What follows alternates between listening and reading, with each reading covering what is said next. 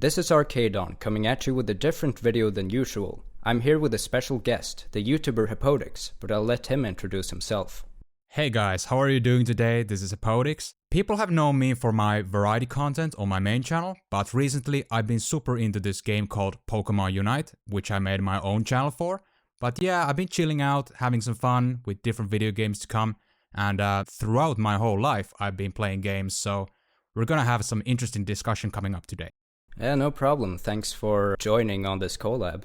Earlier this year, I collabed with Hepodix over at his channel, where we made a Ratchet & Clank tier list. And while this video isn't exactly a tier list, it has the same spontaneous discussion format, talking about our opinions on video games, complete with background visuals.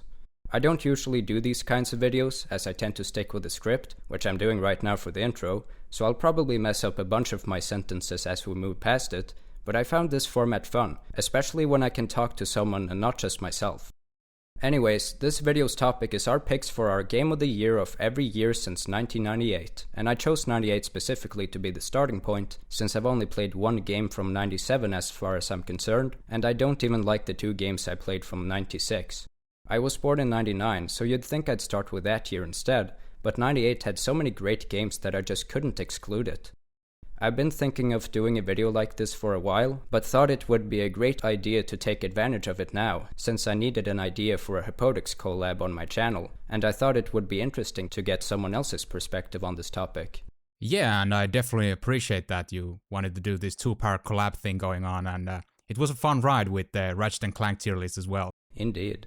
Keep in mind that each Game of the Year we choose is not necessarily our favorite of each year. It can instead be what game we consider to be best, or a combination of both. Also consider that we might not have played many games from a year, so we might not have many to choose from, and bias will inevitably be a factor. Even though the year isn't over, we'll cover 2021 as well, and reflect on what we'll think will be our Game of the Year of 2022. Alright, with all that said, I abandoned the script and traveled back to 1998, when I wasn't even born. Alright, let us begin. This is a very well-received year in terms of video games. You have big games like Crash Bandicoot 3 Warped, the beginning of Spyro the Dragon, Yes. Banjo-Kazooie, also Metal Gear Solid, even Sonic Adventure. Even what was then considered the best game of all time, and maybe still is, The Legend of Zelda Ocarina of Time. Oh yeah? Which is actually the game I've chosen for 1998. Yeah, Legend of Zelda Ocarina of Time, it's a very revolutionary title. It's not my favorite Zelda game, but I definitely do find its appeal and value overall. And like you said, 1998, there were a lot of good games released that year, so... Yeah. Ocarina of Time isn't my favorite either, but considering the year it's in, it's really impressive for its time. And like when you compare it to, for example, the platformers of 98, not to say those are bad, but it's just that Ocarina of Time kind of seems like it's on another level in comparison. Yes. It has very effective world building, very nice atmosphere with great music. Its writing is pretty good, not my favorite in the Zelda series, but it's pretty interesting going from the kid timeline to when you're Link as an adult. The gameplay was very innovative, considering it was the jump from 2D to 3D Zelda, where you, for example, got the 3D targeting, which would be used in many other games later, including other Zeldas. Yes. So while I disagree that it's the best game of all time, I would say that it's definitely the best game from 1998, from games I played anyway. Yeah, I'm on a boat with you on that argument. It's a really, really great game, but it's not my favorite Zelda game either. And that wasn't my choice for 1998. I have a hidden gem for you. But do you have any other comments on the Zelda? Now you can go ahead with your pick. Yeah, my choice for 1998, even though it was technically released on 1997 in Japan, but in Europe and NA, it was released in 1998, so I think that technically counts. Yeah. It's this hidden gem for the original PlayStation called Breath of Fire 3. Oh. I know a lot of people doesn't know about this game, but it's made by Capcom. It has that old school style sprite-based graphics. The storyline is really great. The characters, the combat mechanics. There's just so many good things with this game, and it's a shame that not a lot of people know about it. But even despite the fact it sold around 1 million units, if I recall correctly, but it's a really wonderful title, and it's also very nostalgic to me. and that's definitely my pick for 1998. Truly a hidden gem and a wonderful game on the JRPG genre. I assume you haven't heard about this game. Yeah, I haven't. Can you repeat the title? Breath of Fire 3? Breath of Fire 3. Yes. Never heard of it, but it sounds interesting. Yeah, it was an ongoing RPG series from Capcom. They made like 5 or 6 titles, and the last title, it went to mobile and the direction swayed on. And the last good Breath of Fire, in my opinion, was 4. And the 5th one, kinda iffy, but the 3rd one is like, that's my forte, and that's the best from the whole series, no doubt. I see. And yeah, if you like those old school RPGs and you haven't played this one out, you're definitely missing out. I highly recommend that. Okay. Yeah, I guess we can move over to 1999 then. Yes, let us move on. Alright, 1999, the year I was born. But, at least in my opinion, it wasn't a very good year in gaming. Well, at least I haven't really played many games from the year. But there are some big titles like Silent Hill, Pokemon Snap, Final Fantasy VIII, Donkey Kong 64, and Super Smash Bros. Yeah, there were some okay titles, but you didn't mention the one I'm using, so that's good. We can keep a little secret for now. Yeah, Ooh. foreshadowing. Yeah. Well, my pick, anyway, is Spyro 2 Ripto's Rage. Oh yeah, I love that game. Yeah, this is probably my favorite PS1 game, and my favorite Spyro game. It has really good platforming in it, with a great soundtrack, like the first Spyro. But I think what elevates Ripto's Rage is the new minigames that... I mean, some of them aren't that fun, but most of them are really fun ones to play around with. There's also a bigger emphasis on story, at least a little bit, with new characters like Ripto and Hunter. Those are some of my favorite characters in the series, even though they're not exactly deep or anything, but they're just fun to listen to and such. It also looks really good. I guess there's not that much to say about it, but for 1999 it was a really impressive title. Yeah, Spyro 2 is very nostalgic to me as well, and I'm kind of iffing between whether I like Spyro 2 or 3 better. Both had some good elements going on in the titles, but yeah, Spyro 2 has that collectathon aspect. You collect those gems, do those little side thingies. I can always remember the infamous hockey minigame from the Colossus level. Oh, yeah. That was so terrible in a way, but also a bit fun. It's so bad that it's good kind of deal. Yeah. With that. But yeah, definitely a lot of memories associating with Spyro 2. Very nice game, and the HD version, the trilogy thing, also is a good way to play this if you don't own the retro platforms in the games. So Reignited Trilogy. That's a nice way to Reignited Trilogy for newer players to access these old school gems for sure. Indeed. I can probably move over to your pick. Yeah. My choice for 1999 is Crash Team Racing. Like, to me, yeah. I was about to mention it, but... Okay. To me, CTR, I thought like, how can they make Crash Game a good spin-off game? Like, because the first 3 games worked as a format so well. Crash 1, 2, and 3. But Naughty Dog just nailed it with CTR. The kart driving mechanics are spot on. The track design is great. The list of characters from all the Crash games. There are just so many good things, and I played this game to death back in the day. I really enjoyed the CTR, and that's why it's my pick for the 1999. Nice. I haven't played it much myself, and I feel like it's kind of hard to get into since it's kind of an old game. Mm-hmm. I guess I've played about as much the remake, but I do see the appeal of it in that it has deeper mechanics than Mario Kart. It's just that I haven't really gotten used to those. Mm-hmm. But I'd say that's probably a good pick for the year.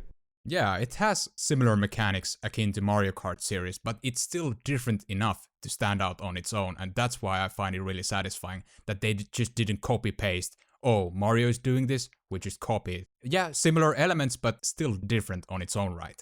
Yeah, like it takes a bit more strategy to get a boost from drifting, for example, from what I've heard. Yeah. And seen. Yeah. There is a friend of mine who really loves the game. Yeah, it has a cult following. I like the whole Crash series as a whole. Like, there's a lot of fans, and I understand why, because they're so goddamn good games, so they deserve all the praise for those, for sure. Alright, shall we move over to 2000? Yeah, let's go. Alright, 2000, the Year of the Dragon, which is what Spyro 3 is called. Yeah. But that's not my pick. Okay. Just to segue. Yeah. But there's also Banjo-Tooie, Deus Ex, Diablo 2, Jet Set Radio, Kirby 64, and some other games. I haven't played many of these, but one game that is amazing that I have played from the year is The Legend of Zelda Majora's Mask. And it might be a cop-out to put yet another Zelda game on here, but Zelda games are generally really high quality, so I don't see why not. Mm-hmm. The thing about Majora's Mask is it's a sequel to what was perceived as the best game ever, that being Ocarina of Time, of course, so it had a lot to live up to. But I think what it did was really interesting that, sure, it does pull a lot of resources from Ocarina of Time, but that's because it had like 1 year of development time, so it's not like it could have just redesigned a lot of assets and made a lot of new stuff. But it does really interesting things with already established things, like putting characters in a very interesting new world called Termina, where everyone's in anguish basically, because a moon is about to fall on the land and you as Link have to try to stop it. But the thing is that you can't stop it within the first 3 days, and therefore you have to go back in time to the start of the first day so that you can repeat those 3 days, however many times it takes in order to stop the moon from falling. And I think that's a really unique aspect about Majora's Mask and how it deals with time manipulation. Yeah, and it's especially depressing since you can't save everyone within the 3-day cycle, at least not until you actually stop the moon from falling, which takes a whole lot of anguish in order to reach that point. It also deals with different masks that give different abilities, which I always found really cool, like a kind of a new way to play as not just a human or elf or whatever Link is, but also as a Deku Scrub, a Goron, and a Sora, and use these other masks for different things like resolving an argument or running extra fast with the bunny ears. It also has an amazing atmosphere, especially in the last final hours of the 3-day cycle, where it feels like the world is about to end, and, well, that is what's happening. But yeah, it's just really effective. I will say the combat isn't the best in the series, same for Ocarina of Time, but it's serviceable, and otherwise the gameplay is really fun, save for some annoying things here and there. Majora's Mask to me, I didn't play it much, maybe like 2 or 3 first hours of the game, but it's different enough to stand out from Ocarina of Time, despite the fact they're using the same engine on the game. But I like the 3-day cycle thing, and you can use the song to go back in time, and it gives that urgency vibe all around the game, which I find very intriguing. But I can't really fully comment or make a judgment on it because I haven't fully completed it. But I definitely agree what you said, and it's a great game, no doubt. I should get myself some time to actually play it from beginning to the end. But yeah, I've heard a lot of good things about it, and that's a very nice pick on the 2000. Yeah, I highly recommend finishing it because it just has so much to offer despite seeming so limited. But you know, that's how it is when you can manipulate time. Yeah. Okay, I have enough to say about that one. Okay, so let's go with my choice for 2000, the Millennium Year. My choice for 2000 is this PS2 game called Dark Cloud. Have you heard about this game? Oh, yeah, I even have it listed here in case I wanted to mention it. Damn, that's such a hidden gem, again, on the PS2. It was one of the early PS2 titles, and I just love the fact that you go to these different dungeons and you don't have straight up leveling system. The power spike comes from the weapons the character picks, and you can upgrade them as you go. You also collect these Atlas sphere things that you can go back from the dungeon and rebuild those villages from the ground up. And you can place and put the houses and whatnot to different places and make the villages unique in a way. It was very revolutionary in its own right and very unique as well when it came to like dungeon crawling gameplay and stuff. Also very nostalgic to me. I played this game to death. I think I played this like 5 or 6 times from beginning to the end. But very underrated game for the PS2, but man, such a good title. I could even argue that Dark Cloud is my favorite PS2 game of all time. It's so goddamn good. Yeah, it's super good. I've actually played a little bit of this game. That was a really long time ago. I think I got it with a demo disc or something. Yes, yes, it was bundled in with the PlayStation 2 demo. Oh. If you recall back to those years, there was a Dark Cloud demo included with the console, at least in Really? Finland here. Yes, and that's how I got hooked to this game, because I played the demo to death and told to myself like, man, I really need this game. So I got the full version and I did not regret playing this game. Like I said, I've replayed it so many times and yeah, it's something I can really, really recommend from the PS2 era. It's so good. I see.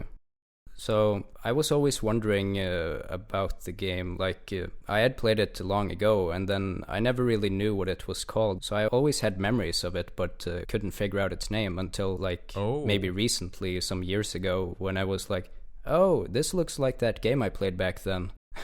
Oh, okay. But now you know. Now I know. Something that was a bit annoying about it, because it was a demo, it had like a limited time you could play it, so yeah. Suddenly it just stopped when I would reach an area or play for too long or something. Yes. Maybe I should get the whole thing at some point. Yeah, I highly recommend it to give it a go. I'll play Majora's Mask for you and you play this game for me. So we have a deal. Yeah, and I hear it's kind of like a Zelda-esque game, so... It has some similar elements to it. Mm-hmm. So yeah, you're kind of on the right track with that, for sure. It's not a copy-paste Zelda game, like it doesn't have as much puzzle solving, for example. But there are some correlations between the two. Okay, are we done with 2000? Yeah, we can move on to 2001. 2001. This is kind of where the PlayStation 2 really blossomed and got a lot more games to it. For example, Metal Gear Solid 2, Sons of Liberty, Final Fantasy X, Devil May Cry, Grand Theft Auto 3, and there were also some other non-PlayStation games that were big, like Super Smash Bros. Melee, Sonic Adventure 2, and Halo Combat Evolved. I haven't played that many games from this year, but my favorite probably has to be Jak and Daxter: The Precursor Legacy. Oh, okay. Some more Naughty Dog stuff coming up, okay? Yeah. I don't think this is one of the best games ever, but it is really good. I've definitely grown a bigger appreciation for it as the years have gone by, and it's always very fun to return to and very peaceful. It has a great atmosphere with just relaxing music while strolling a beach, for example. There are also some anxiety-inducing points, like the swamp shooting and the fish catching, but usually the game is pretty lax to play, and it's a collectathon, so it's fun to collect all the things, even though it can be annoying to miss some here and there, which can take a while to find, like one single precursor orb left. Oh, yeah. Yeah. This was just the beginning of Jak and Daxter. The later games would get much heavier into the story aspect, but the story aspect of this is pretty decent, with some fun characters, especially the side characters you interact with, and yeah, it's simplistic, but it's really well done. Yeah, I gotta be honest, I never got to play Jak and Daxter games. For some reason, they just didn't appeal to me back in the day. I was more the Ratchet and Clank guy, because it was the rivalry between those two, at least in my head. I see. I've heard about good things about Jak and Daxter, and I should give it a swirl at some point. Like, I do enjoy those collectathon games, and the dynamic between Jak and Daxter, they have some funny dialogues going back and forth, so there are good things going on with this game, but I can't really give a full judgment to it because of my lack of experience on those games. But yeah, Jak and Daxter games, really, really solid stuff from Naughty Dog as well, and like you said, they evolve when they progress to the later entries. They get that darker tone in it, and yeah. Edgy stuff. Good stuff. Yeah, good stuff.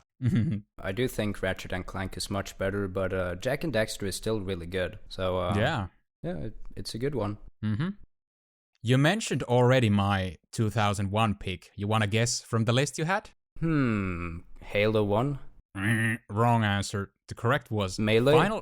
No, Final Fantasy X, dude. Ah. That's the banger. I really played this game to death. Like, it has a pretty decent story, but the characters I really love, like Tidus, Waka, Auron, Yuna, even the goofball Kimari, like, the characters are so well developed, and the combat mechanics, the turn-based old school combat is super fun, and there's just a lot of things to do in the game, and you really get your money's worth if you fully digest yourself into the game. There was also the HD remakes for PS3, PS Vita, and the PS4, which are great as well, but the OG FF10 is where it started, and I played the original so much that this had to be my choice for 2001. Did you ever play this game? I've never played it, but I know of the one scene of Tidus where he laughs his ass off, like... Oh, the infamous laugh scene. Yeah, and it's especially funny because he has the same voice actor as Ratchet. Yeah, James Arnold Taylor. Like, Yeah. I love this guy. Like, super, like, passionate voice. And it really, his voice really fits to those certain character types. And, like you mentioned, Ratchet as well. Like, man, I really gotta hand it off to James Arnold Taylor. Like, super good voice acting. Like, Yeah, he's amazing. Yes, yeah. So, is that it for the year? Yeah. Alright, now we jump into the year 2002, which might have been the year where I started playing games. I'm not completely sure, but I think so at least. Mm-hmm. It's a really good year for gaming, even for me, because I've played quite a few. The first Sly Cooper, Super Mario Sunshine, Grand Theft Auto Vice City, Ape Escape 2. So, what's your favorite from the year 2002? Well, my favorite is Ratchet and Clank. Oh, yeah, obviously. However, it's not the one I've chosen. Oh. While I do think it's an amazing game, I'll have to go with yet another Zelda game, The Wind Waker. Oh, man. Nail on the coffin. Love that game. So good. Yeah, this is my favorite Zelda game. I think Majora's Mask has more interesting elements to it, but Wind Waker just has by far the best gameplay. Like, the combat is so damn good, and sailing the seas is so relaxing, and I guess it's a bit empty, but I just enjoy it. There's also the terrific music, like Dragon Roost Island. Mm-hmm. I especially love the art style. It's one of my favorite art styles in a game. Very cartoony and cel-shaded, and very pretty despite being very old. Yeah. Of course, I have only played the HD version of it, but even the original version looks like it looks amazing, despite being this old. The writing is also really good. Like, I don't think it's the best of the series, but it's a really good rendition of the Triforce storyline, with Link having to defeat Ganon and Zelda being involved. Ganondorf himself is pretty interesting this time around. He's more composed than just threatening and menacing and rage-inducing. Yeah, the writing was really good on the Wind Waker, and Yeah. you talked about the graphics. I really do enjoy the cel-shaded cartoony graphics as well, and because of that specific art style, the graphics have aged well. Like, it still looks so good even to this day, and that's something I can really respect. But yeah, it's a very nostalgic game to me as well. I really enjoy it, and you pretty much covered everything I actually wanted to say, so... Nice. But yeah, 10 out of 10. I love Wind Waker, but that wasn't my choice for 2002. You wanna guess what I got? Is it one I listed? No, but it's from GameCube. Metroid Prime? That was a nice guess, but the answer is Super Mario Sunshine. Did you play that? Oh, I did mention that. Oh, okay. I misheard that then. My apologies. Yeah, But that's Super fine. Mario Sunshine, what a lovely game. The 3D platforming elements of Mario just elevated from 64 in this game. And Delfino Island is a very memorable location, as well as the different stages you go into. And the flood mechanics as well, like, they're super fun to toy with. An addition of Yoshi as well on certain sections is just so good. And there are some collectathon aspects to it as well, such as the infamous blue coins that you have to collect if you want to really like 100% complete this game. But other than that, like, so much fun. It has that chilly, relaxed atmosphere because it has that holiday theme vibe into it, even though Bowser is back to his shenanigans again. But the whole package, so good. I love that game, and I still play it from time to time. Yeah, I played this, I think, either late last year. Yeah, it was late last year. And then I finished it earlier this year. Oh, through the remakes on the Switch? Yeah, the remaster. Oh, Or okay. emulator Cool. or whatever it is. Yeah. You mentioned improvements from 64, and I absolutely agree, because I honestly felt that 64 was really flawed with the movement and the camera and all that. But Sunshine made things a lot better, especially due to the flood mechanic, where you can actually save yourself from death, from falling, you know? Yeah, but you also want to keep in mind that 64 was first of its kind. It was the transition from 2D to 3D. So at least I can forgive some of the mistakes they done it there. It's still a pretty good game, but Sunshine just nailed it on the coffin, like so polished and so much fun, like, I have to give credit to 64 for basically creating the 3D platformer genre, or at least facilitating it. Yeah, for sure. So much innovation and leading to better games like Sunshine. Yes. Shall we move on to 2003? All right. 2003 is kind of an odd year, because while it doesn't look like it has that much going for it, it actually has my favorite video game in it. Ooh. But to mention some other games from the year, you have Rayman 3 Hoodlum Havoc, which is my favorite Rayman. You have Jak 2, which is probably my favorite Jak and Daxter. And there's Star Wars Knights of the Old Republic, which I haven't played. Prince of Persia The Sands of Time, which I also haven't played. But my favorite is Ratchet & Clank 2 Going Commando, which was probably predictable. Yeah, it's a really solid title, and we discussed about this in the tier list video as well. And it's so polished, like they really elevated from the first game, and it's such a good title. Like I would even argue it's my favorite Ratchet & Clank game ever. So yeah, it's so spot on. Hell yeah. Yeah, whereas I didn't think the original Ratchet & Clank deserved to be Game of the Year of 2002, I definitely think that Going Commando takes the cake for 2003, because it improves the original in pretty much every field. The controls, what you can do, the length of the game, minigames or maxi games, the weapons are bigger and better. There are plenty of innovations like weapon leveling up system. You even have spherical moons, very early renditions of those. The writing is really, really funny. One of the funniest games I played, with some of my favorite characters, you know, obviously Ratchet and Clank, but also especially Captain Quark. I love him as Fizzwidget and all that. Yeah. And the Thug Leader and Mystic and all those guys. And of course, it's absolutely beautiful, with very varied locations, and there's so much to do in each level, with so much variety to them. And of course, the soundtrack is an absolute banger.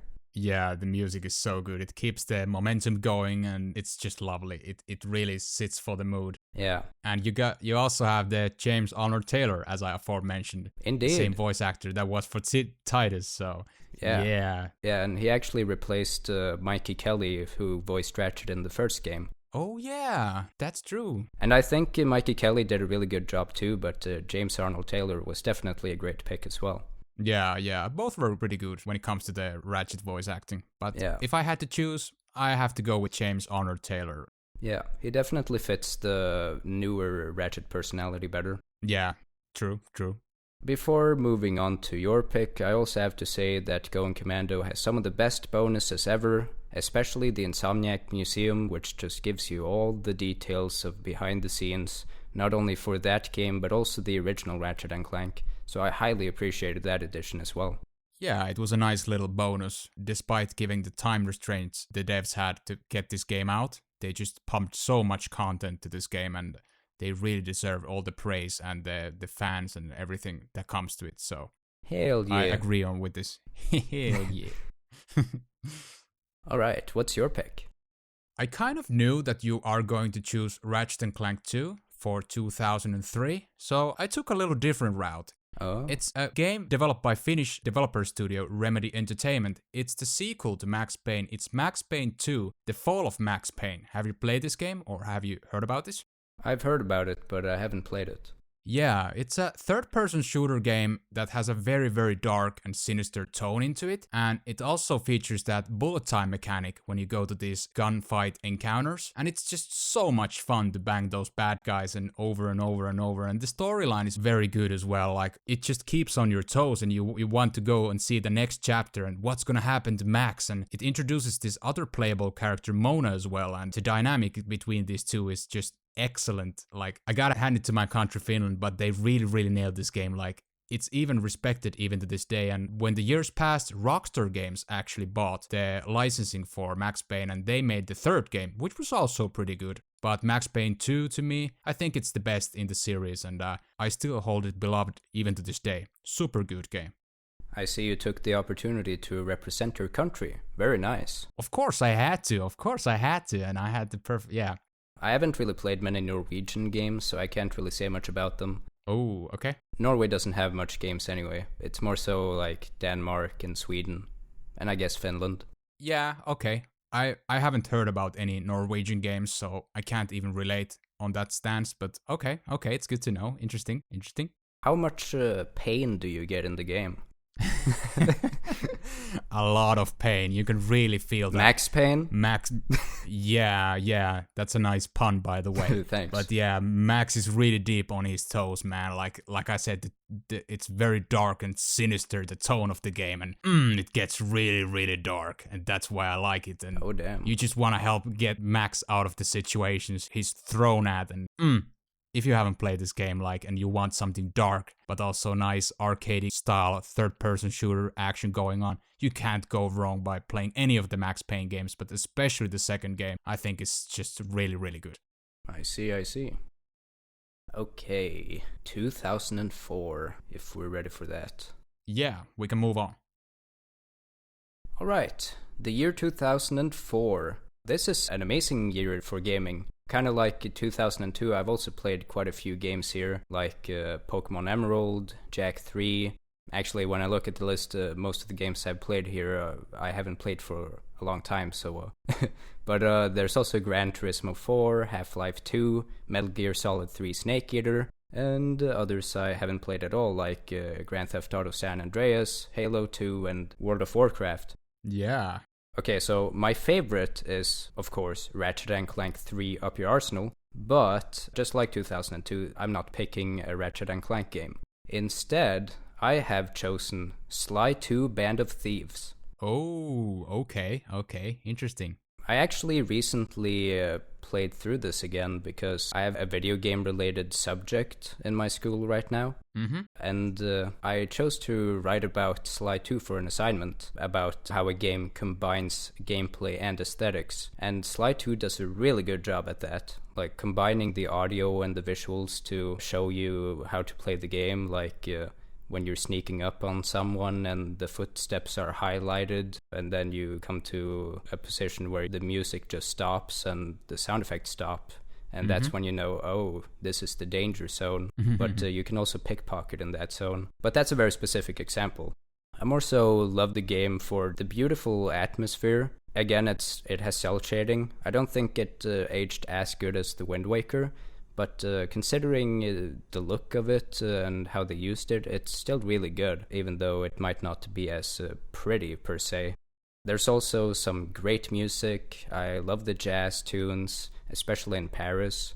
The gameplay, it has the most streamlined gameplay in the Sly series, in that you don't really do much minigames, and I think that's a good thing, because minigames in Sly tend to be hit or miss, and they're actually mostly miss in Sly 2, but since there aren't that many of them, I don't think it matters that much, because the main gameplay is just so good and so focused upon. The movement as Sly is incredible, and it's also really fun to play as Bentley and Murray, which was a new addition for the sequel. And so was the emphasis on more open level design with different open worlds that are not that big, but they're big enough to feel big and small enough not to be overwhelming. The writing is definitely the best out of the series, I would say, with the most interesting villain group, most interesting story direction, and the characters are just great. Even though it does get a bit silly here and there, I think the ending is really good. It's like kind of Empire Strikes Back in a way. Yeah, the Sly games, they are very interesting, but I gotta be honest, this is something akin to Jak games that I really haven't got the time to play these, but to me, the Sly games have always felt that they're like Metal Gear Solid games, but catered towards younger audiences. Yeah. And it doesn't make the games bad per se. I can see its charm and the value and the overall presentation. So that's also something I really would love to play at some point. But yeah, what I've heard from these games that they are really good. So I agree definitely what you said there. And yeah, good games. Yeah, they are really good, and I definitely recommend playing them. I think Sly 2 stands out as being definitely quite a bit better than the others. Yeah. And as you brought up with the stealth thing, I think it's really interesting that the whole Sly series blends the platforming genre, which is usually like action-packed and fast-paced, with the stealth aspect. True, true. Yeah, it makes for a really unique experience. For sure, for sure. There's not a lot of games akin to Sly games, now that you mention it. You're very correct on that. There have been like stealth sections in certain games like Ratchet and Clank, but that's usually resorted to like a level or something. Yeah, true. Alright, what's your pick then? My pick for 2004 is Half-Life 2. This was the time that I really got into PC gaming, and Half-Life 2 was just mind-blowing to me. Like, there were just so many good things going on with the game. The first Half-Life game isn't bad, but the second game is just perfection in the third-person shooter genre.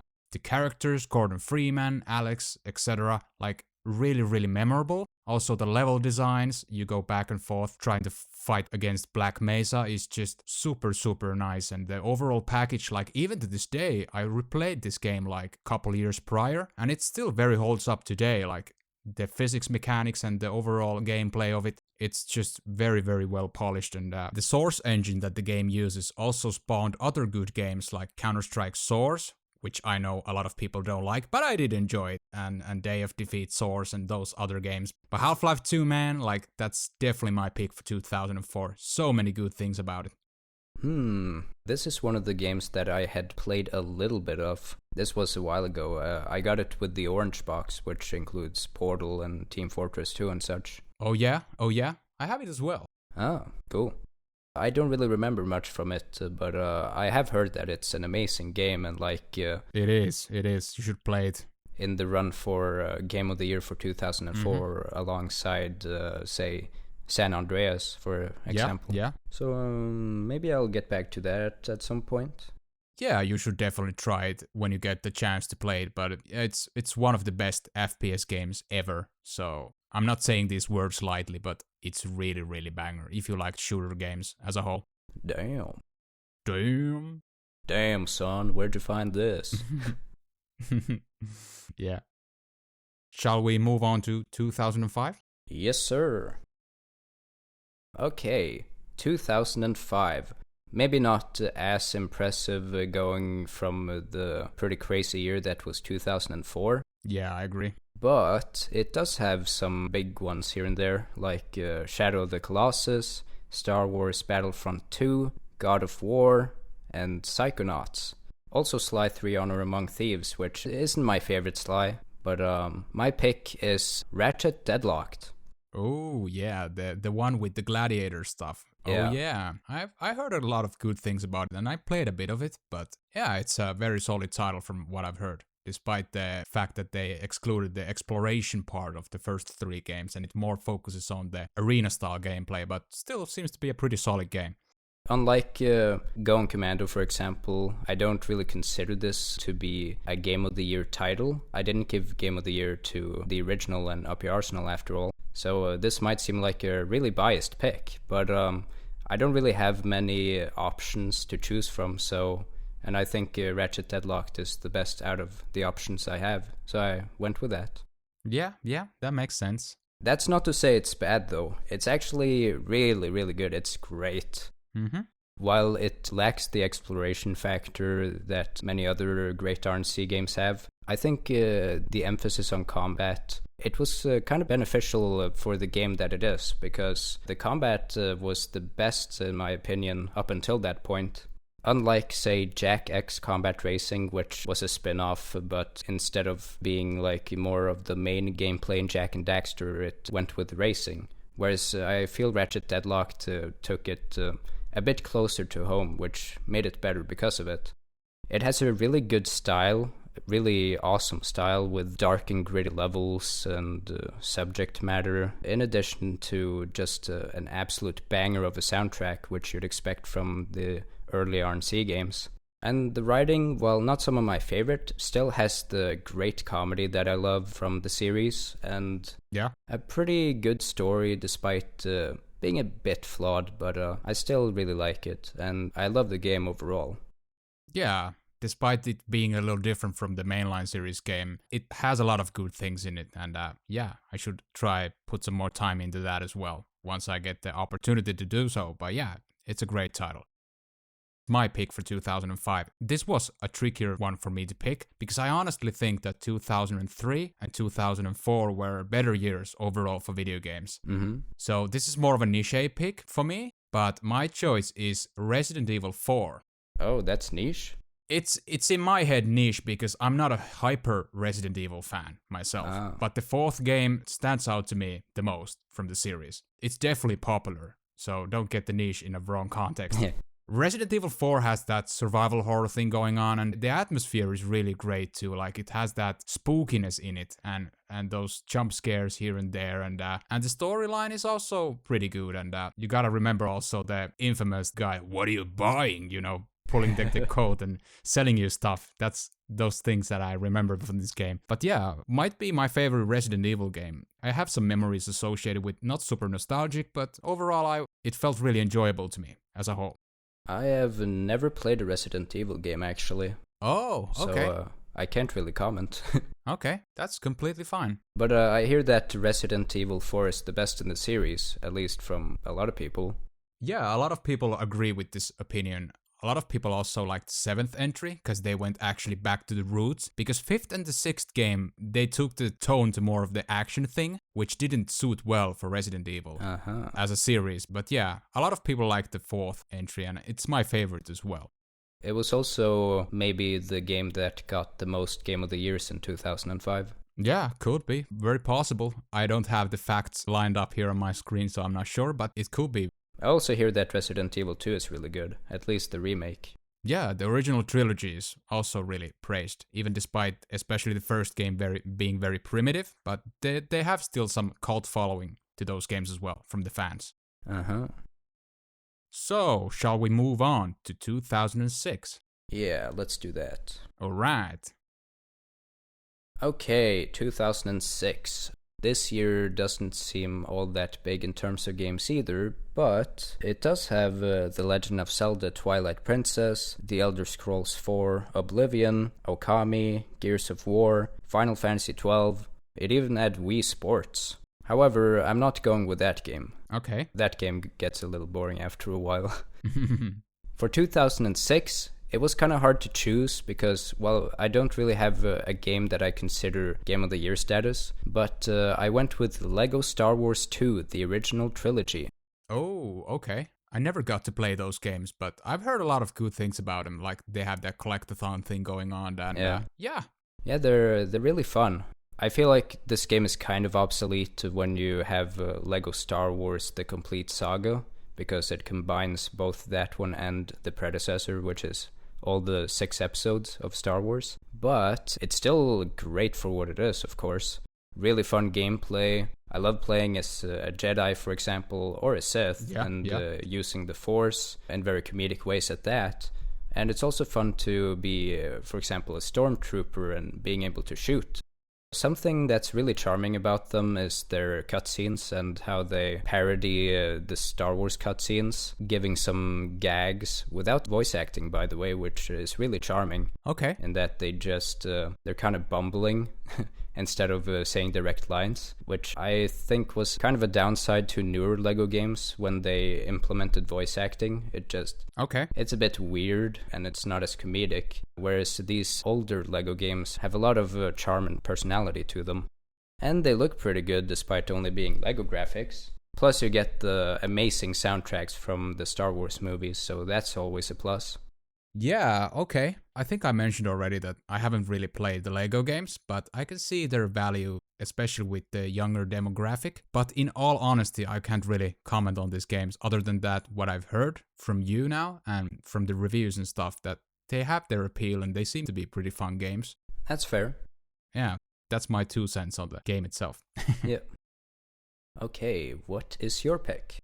My pick for 2006, I was thinking about Twilight Princess, but we already had a couple Zelda games, so I'm throwing a little curveball and I'm actually going with Need for Speed Carbon. Oh my god. This is my favorite Need for Speed game. It has that nighttime setting going on, the soundtrack is really banger, like it really sets on the mood. You go to these draft races against these other crew members and the drifting mechanics, there are even these drifting stages you drive through and it's super satisfying to pull those drift combos together. You can also customize different cars and buy different cars and all that spiel. It's super fun, like definitely my favorite Need for Speed game. Like I said, the atmosphere is really what makes this game great. I love the all-night setting on it, so really, really good game. Like one of my favorite racing games of all time. My father used to play a lot of Need for Speed, but I myself didn't really play them because I wasn't really interested in racing back in the day. Okay. I just barely played a bit of Need for Speed Rivals. I haven't really played any other Need for Speed. Okay. Is this like an open world driver kind of game? It has some open world things going on. It's something like akin to like Vice City, the Grand Theft Auto Vice City, that you can freely explore and drive around the city. So you could technically say it's open world. And then you go to these different challenges and stages and whatnot. But yeah, it's really a solid game. I love it. I see. Open world race driving, at least, is really appealing to me, like in Test Drive Unlimited, for example. Yeah. Which is another game that came out in 2006, and it's actually my favorite of the year. But I don't know if I would consider it the best, though. Okay. But yeah, I might be interested to check out a Need for Speed game. Yeah, have a look at some point. It's a lot of fun. Okay, shall we move on? Yeah, let's move on. 2007. Now this is a big one. This year is generally agreed upon that it's like one of the best years in gaming, because you have big games like, I mentioned the Orange Box, which includes Portal and Team Fortress 2 and some new Half-Life stuff, I think. Yeah. There's also Call of Duty 4 Modern Warfare, the original Assassin's Creed, Crysis. I've written God of War. I guess it's supposed to be God of War 2. I think so, yeah. Yeah, and also Halo 3, in addition to Bioshock, the first Uncharted, and Mass Effect. It also has Lego Star Wars The Complete Saga, which I mentioned. My favorite is Ratchet & Clank Tools of Destruction, but I think that Super Mario Galaxy is the game of the year. Oh yeah, Mario Galaxies. It's a lot of fun. I definitely agree on that. I went back to play it with the 3D All-Stars collection after I played through Sunshine. Yeah. I don't think it's as good as I thought it was, with the gameplay at least, because it can be a bit slow with the movement sometimes. It does still have great gameplay with very creative designs with the spherical worlds that Ratchet & Clank had before, but it was Galaxy that truly polished that sort of design up, where you could play the whole game for it without it feeling too clunky. It's also got amazing atmosphere when you're in space. The aesthetics are so nice, looking at the starry sky, and also the music that comes along with it is just very beautiful and perfectly encapsulates the wondrous feeling of being in space. It even has more writing than most, if not all, Mario platformers out there. It's still not a lot, but like you get some nice backstory on Rosalina, for example, and the Lumas. Oh yeah? It's got a bit of intrigue as well, so it's just a really, really good game all around. Yeah, I definitely agree with that, and you pretty much said everything that was on my mind when it comes to Mario Galaxy, so I really don't have anything to add. And to me, the best game for 2007, I almost picked Mario Galaxy, but then I remembered, oh, what about Bioshock? Ooh. It came out on 2007 as well, so that's my choice. Bioshock, to me, it's another really great atmospheric first-person shooter. It sets on a 1940s aesthetics. You go to this underwater city called Rapture, and it really has a good plot. Like, you get from the get-go, you feel this sinister vibes all around, and you know immediately that something is wrong and corrupted in the world of Rapture. It also features the Atom system that grants you like superhuman powers. You can do these telekinesis and pyrokinesis attacks, and the combat is just so good, and the dialogue bits on the game, like the whole package is really great, and the sequel is really great too. But overall, like BioShock, I really love the game, and I think it still holds up today just fine. Like the sequel and Infinite as well. Mm-hmm. I have kind of a funny story about BioShock. Oh, okay. My brother has it on Steam, I think, and he shared his Steam library with me at some point. So I kind of tried out BioShock, but not really. I was in there for like 10 minutes and just didn't do anything and just closed the game for some reason. I guess I wasn't ready or something. Yeah, you have to give it another shot if you're into those shooter games. It's so good, so good. I'm actually not that into first-person shooters, but I can probably make some exceptions. I did play Resistance after all, so... Yeah, that's fair. That's fair enough. Yeah, but this is another one of those games that was heavily considered for Game of the Year. Yeah. I think this one actually got the most, actually beating out Super Mario Galaxy. Yeah, you could be right. I can't really remember from over a decade ago, but yeah, I think it got some awards at least. At least from what I've seen from a GOTY blog website. Okay. Where it lists what games got Game of the Years. Oh, okay. Don't know if it's completely accurate, but it was number 1 there at least. Yeah, okay. Yeah, it was one of the better games of 2007 for sure. And 2007 was a really good year. Yeah, definitely. Okay, now we can move over to 2008. Yes. Alright, 2008. Might not be as big as 2007, but it does have Little Big Planet, Left 4 Dead, Metal Gear Solid 4, Guns of the Patriots, Persona 4, Far Cry 2, Grand Theft Auto 4, and Resistance 2. So yeah, it does have a fair amount actually, but I haven't played that many of them. But the game I'm going with for sure is Super Smash Bros. Brawl. Ooh, okay. I don't think this is seen as the best Smash Bros, as more seem to gravitate towards Melee for its more fast-paced combat and Ultimate for being more whole, I guess. Ultimate. True.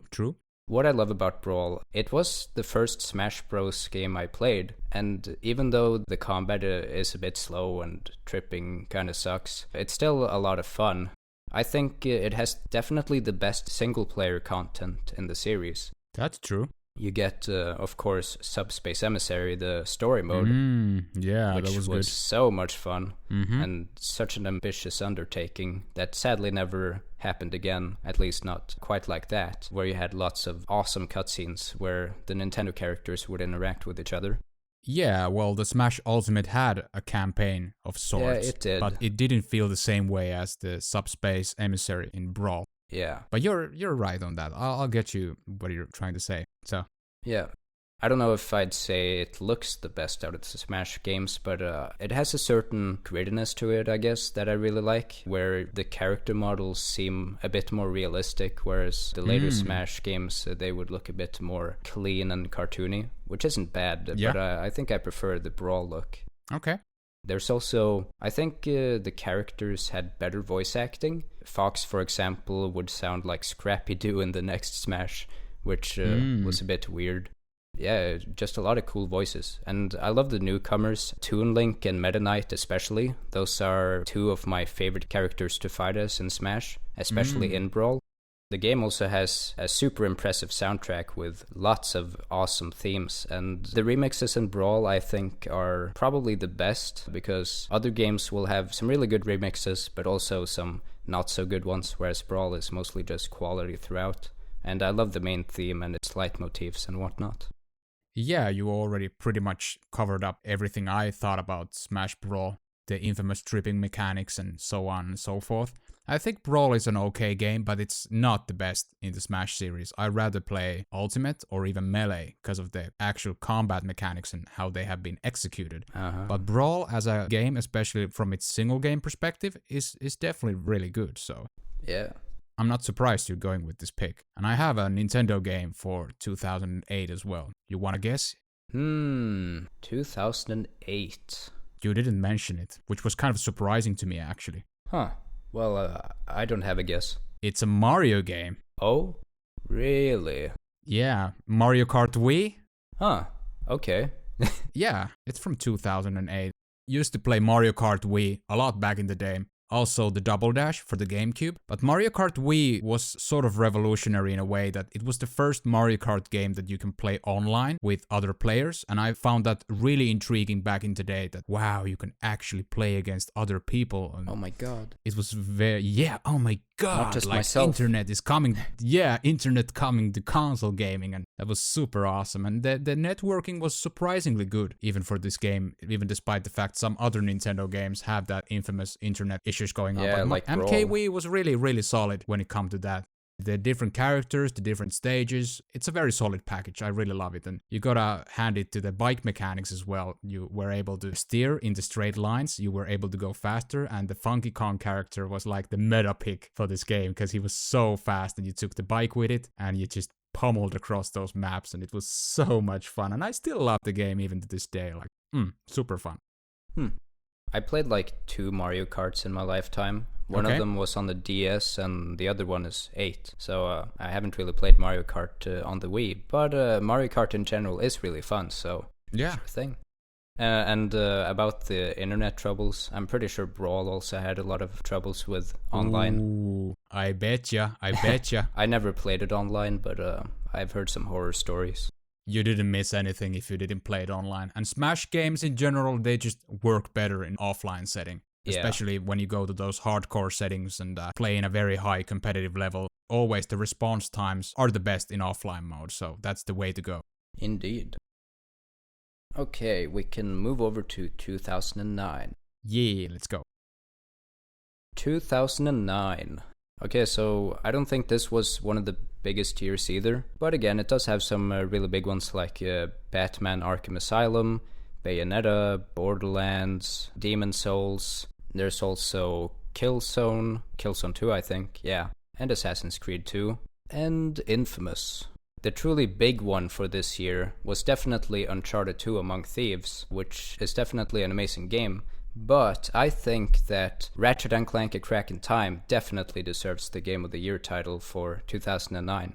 Oh yeah, we talked about Crack in Time and I'm actually still haven't had the time to play it, but you said so many good things about it. Like, yeah. I'm not surprised that you go with the RNC game, but I can also appreciate the variety that you didn't go for every single year if there was a Ratchet & Clank game. Yeah. You threw some curveballs around, which I can appreciate. If I was more like talking about my personal opinions, then yeah, more RNC games on the list for sure, but Yeah. I think only Going Commando and A Crack in Time truly are like just Game of the Year titles. Yeah, for sure. So I had to give it to them.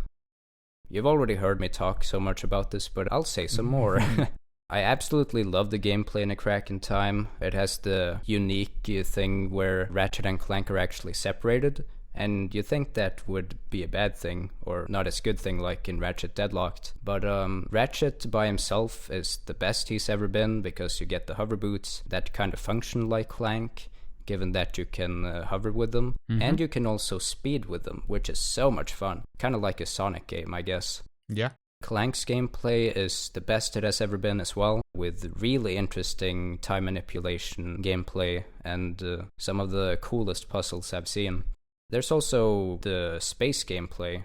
Traversing in space with a ship is pretty fun. The combat isn't some of the best, but going to the different moons is really good, and there are plenty of combat and hoverboot challenges on them, making them just a lot of fun, especially since space contains the best soundtrack in the game, where you can listen to Pirate Radio, Deep Space Jams, House of Synth, that all sound really, really good, especially like they just complement the space aesthetic so well. Yeah. The rest of the soundtrack in A Crack in Time, it's very low-key, not some of my favorite in the series, but it does work, considering this more cinematic tone, and I do love the cinematic tone about it. The cutscenes look almost movie level. That makes them look really pretty, especially since I love all the character designs. Ratchet looks amazing, Cork looks amazing, and so does Nefarious and Clank. And also the new character Azimuth, who is one of the best written characters, especially after the PS2 games. Okay.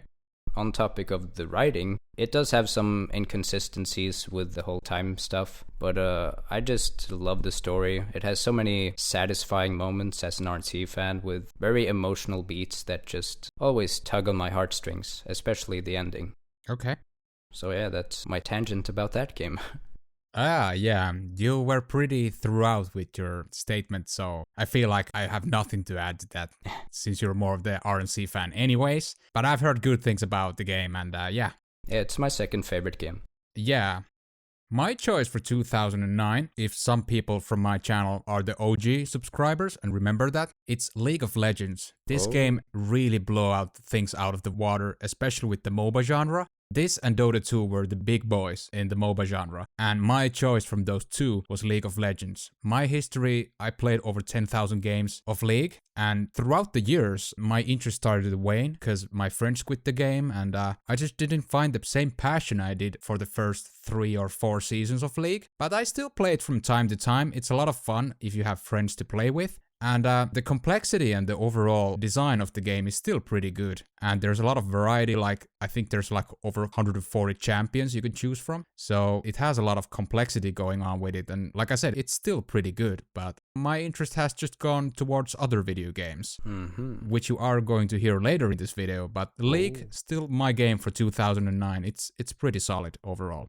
I've never played it myself, but I have some friends who play it. Yeah? Well, my brother plays it, for example. Yeah? One of my friends says he hates League, at least nowadays, but he still occasionally goes back to it because of addiction or something. Yeah. It has a very toxic community, and that's very true for a lot of free-to-play games. There's a lot of younger people who just take it too seriously, and they what's the word? They're salty. They're just very salty in general, and it can give that toxic vibes into the whole community, which is understandable why some people dislike the game. But when you think it from a critical perspective and ignore the hate that's surrounding the game, it's still a very, very solid time. Okay. Shall we move over to 2010? Yeah, sure. Okay, 2010. So this is actually a really big year in gaming, but that's kind of weird for me because I myself haven't really played that many games from the year, at least not games that I would consider like Game of the Year status. But there are some big ones like Heavy Rain, God of War 3, Fallout New Vegas, BioShock 2, Halo Reach, Red Dead Redemption, and Super Mario Galaxy 2. Yeah.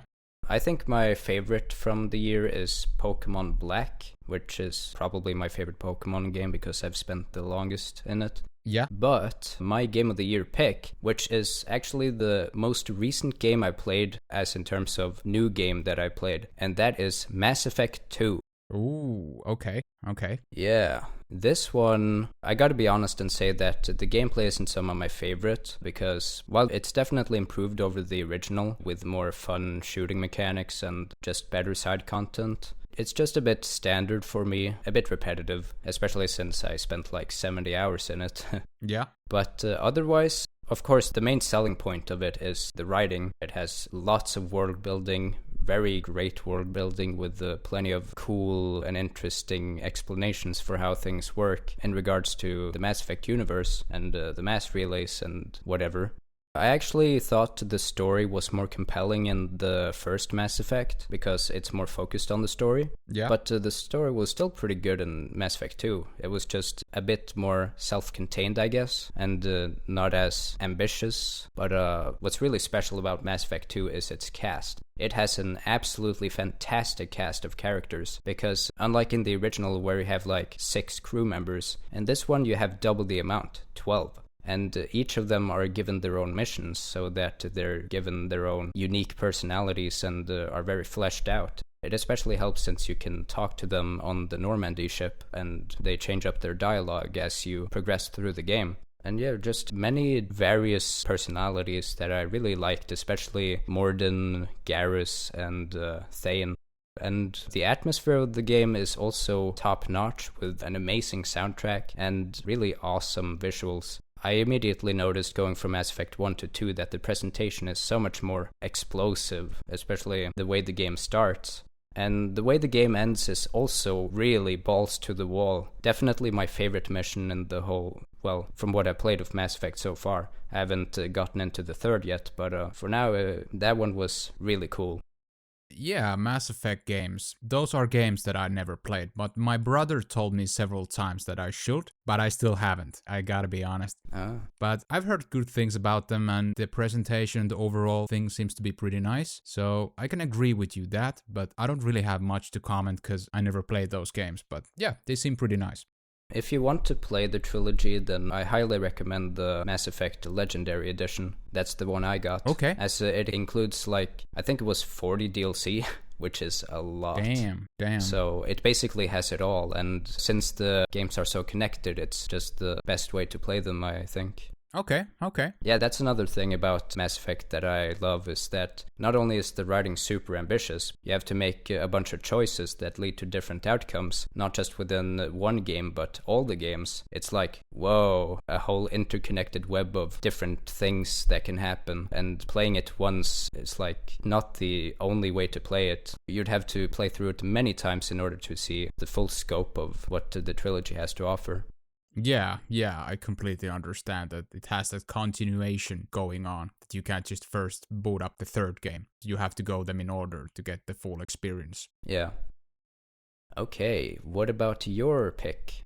2010 was kind of tricky-dicky for me. I really had some struggling to choose a pick, but I found a game that I played like a decade ago, but I still found it entertaining. Super Meat Boy. At least it's available on PC, but I think it's available on some consoles as well. It's this platform game where you have to traverse through different stages in a 2D fashion, and it's very, very difficult. You have a lot of trial and error you have to go through, but the platforming mechanics and the overall presentation, I love the art style, the gameplay is really top-notch, even despite being difficult, and yeah, it's a lot of fun for those who want some more challenging type of experience on the 2D platforming genre. Super Meat Boy. I haven't played it, but I have seen it, and yeah, it does look really hard, but it also looks pretty cool. Yeah. Very challenging platformer. Yeah, it is very, very difficult, so you have to have that patience going on. If you don't have patience, then I would not recommend it, but it really pays off in a satisfying way when you nail down those stages and progress further and further. But with someone who has low patience, maybe this is not the game for you. But other than that, it's a really good one. Yeah.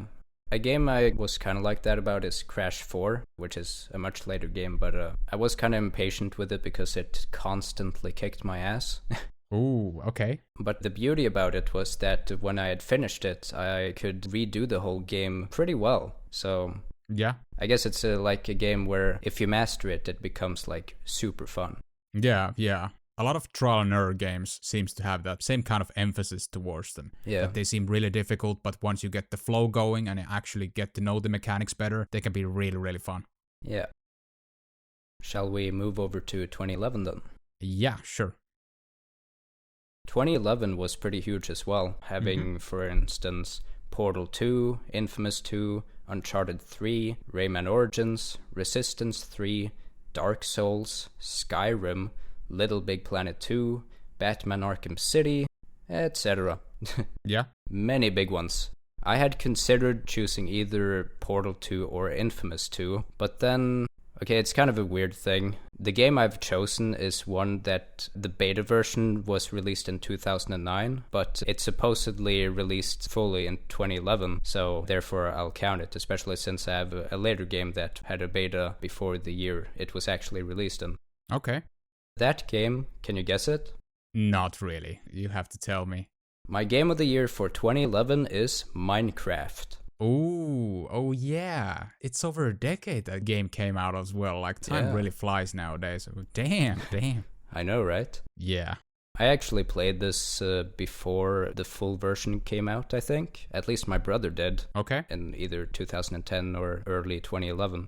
This game, it just has that staying power. It was super popular when it came out and became maybe the most sold game ever. But it's still like super popular today with people still playing it and making memes about it. And I also still play it occasionally. Not as much as I used to, but you can do so much in it. Like, you can literally create anything in like these huge well, I guess a limitless world, basically. At least it feels that way, with plenty of different terrains and very interesting systems and how different things work and how you make different things. Like, I'm not a redstone expert anymore, but the amount of stuff you can do with those mechanics is pretty insane. And also doing the simplest of things like turning wood into more refined wood, I guess, so that you can make stuff with those and build houses and stuff. I've actually never finished the game, which is pretty funny because they added an ender dragon as a final boss. But I was never really interested in taking it down because Minecraft is just a game where you can just do anything and not really care about a story mode. Yeah, sort of like a sandbox experience, from what I've been told. Yeah. Definitely. It's so much fun to do a survival run, for example, where you have to craft stuff yourself. But it's also really fun to be in creative mode and just make whatever you feel like and have everything available to you. Both modes are really goddamn fun.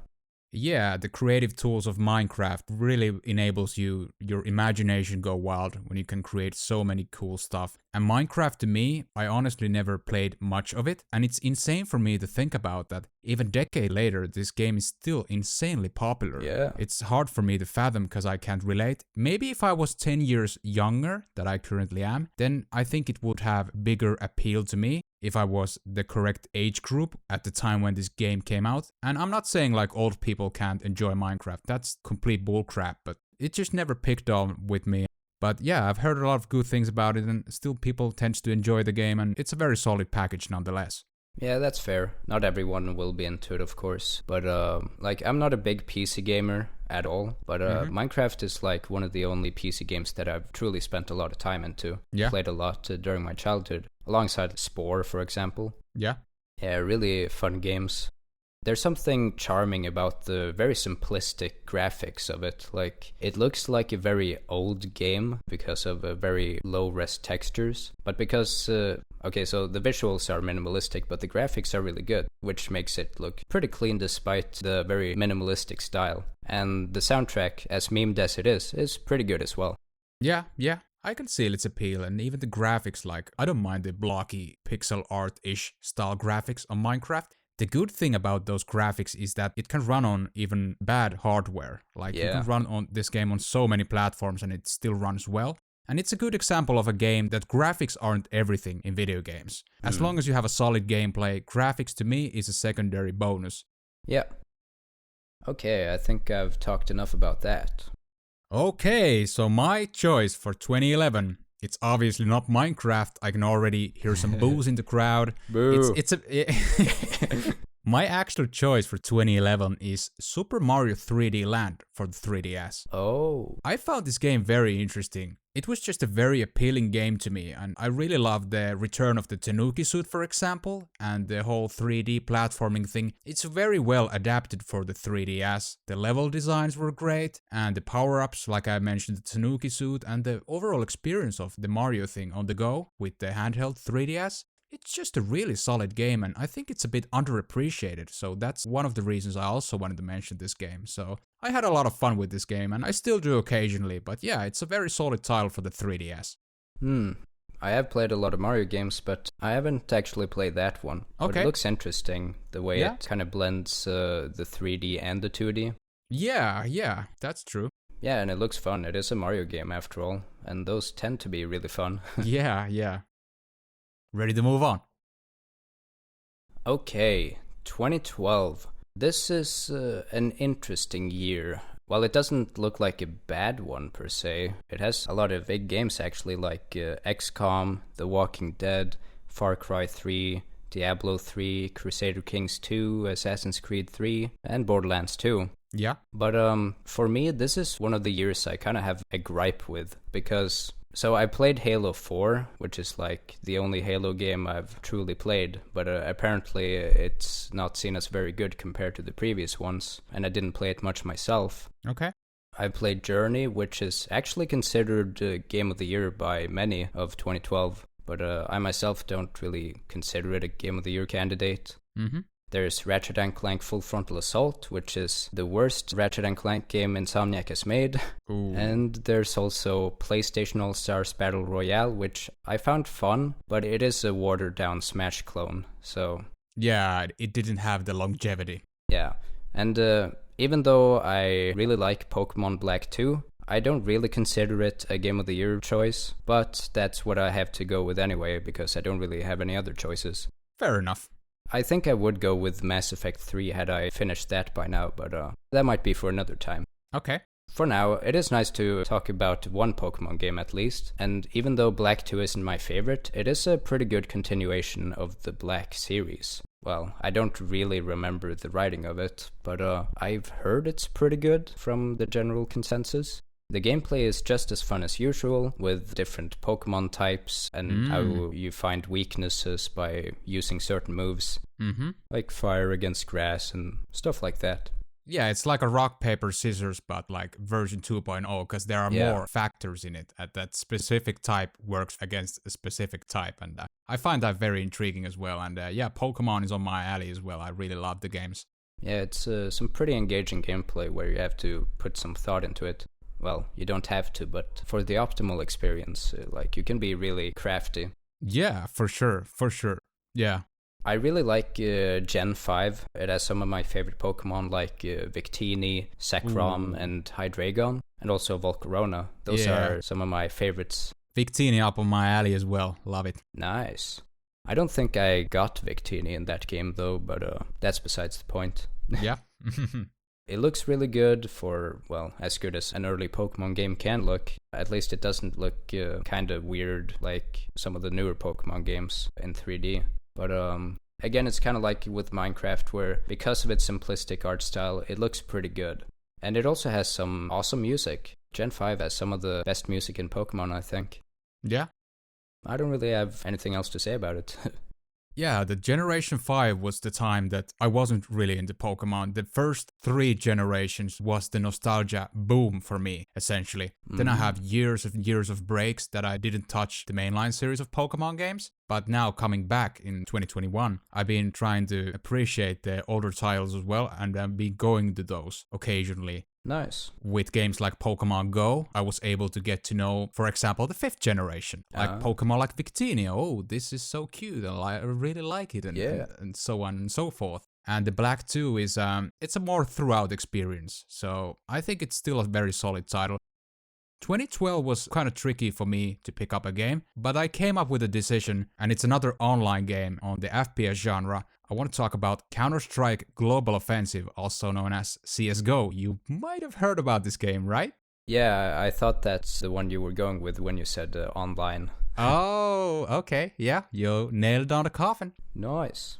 CSGO, when it first came out, it was really bare bones. Like, it got some mixed to negative reviews, but once the years passed on, it started to become better and better and better. And it even has an esports scene, even to this day, like League of Legends has too. But yeah, this game came out technically in 2012, so that's my choice on it. But the classic FPS shooting mechanics, you go to those 5 versus 5 matchups. Maps like Dust 2 are just legendary, and I love the gun physics and the shooting mechanics of it. Like, there's just so much fun, especially when you play with a 5-man pre-made. You can get a lot of FPS fix out of Counter-Strike. It's very competitive, so it's not for everyone. But other than that, as a competitive person myself, I've been getting so much fun from Counter-Strike Global Offensive, so that's why it's my forte for 2012.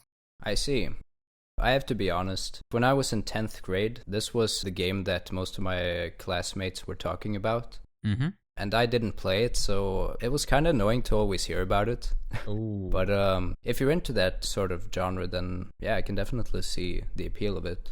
Yeah, you mentioned that you weren't super into FPS games, and I do respect your opinion on that matter. That's completely fine. And when you think about video game medium as a whole, like, there's so many games out there, so it's understandable that you didn't have time for every single one to play. Especially like nowadays, there's just so many options to choose from that you really have to like make decisions. That's for sure. And it can even get overwhelming at times. So it's scary in a way, but it's good that there's variety at least. Yeah.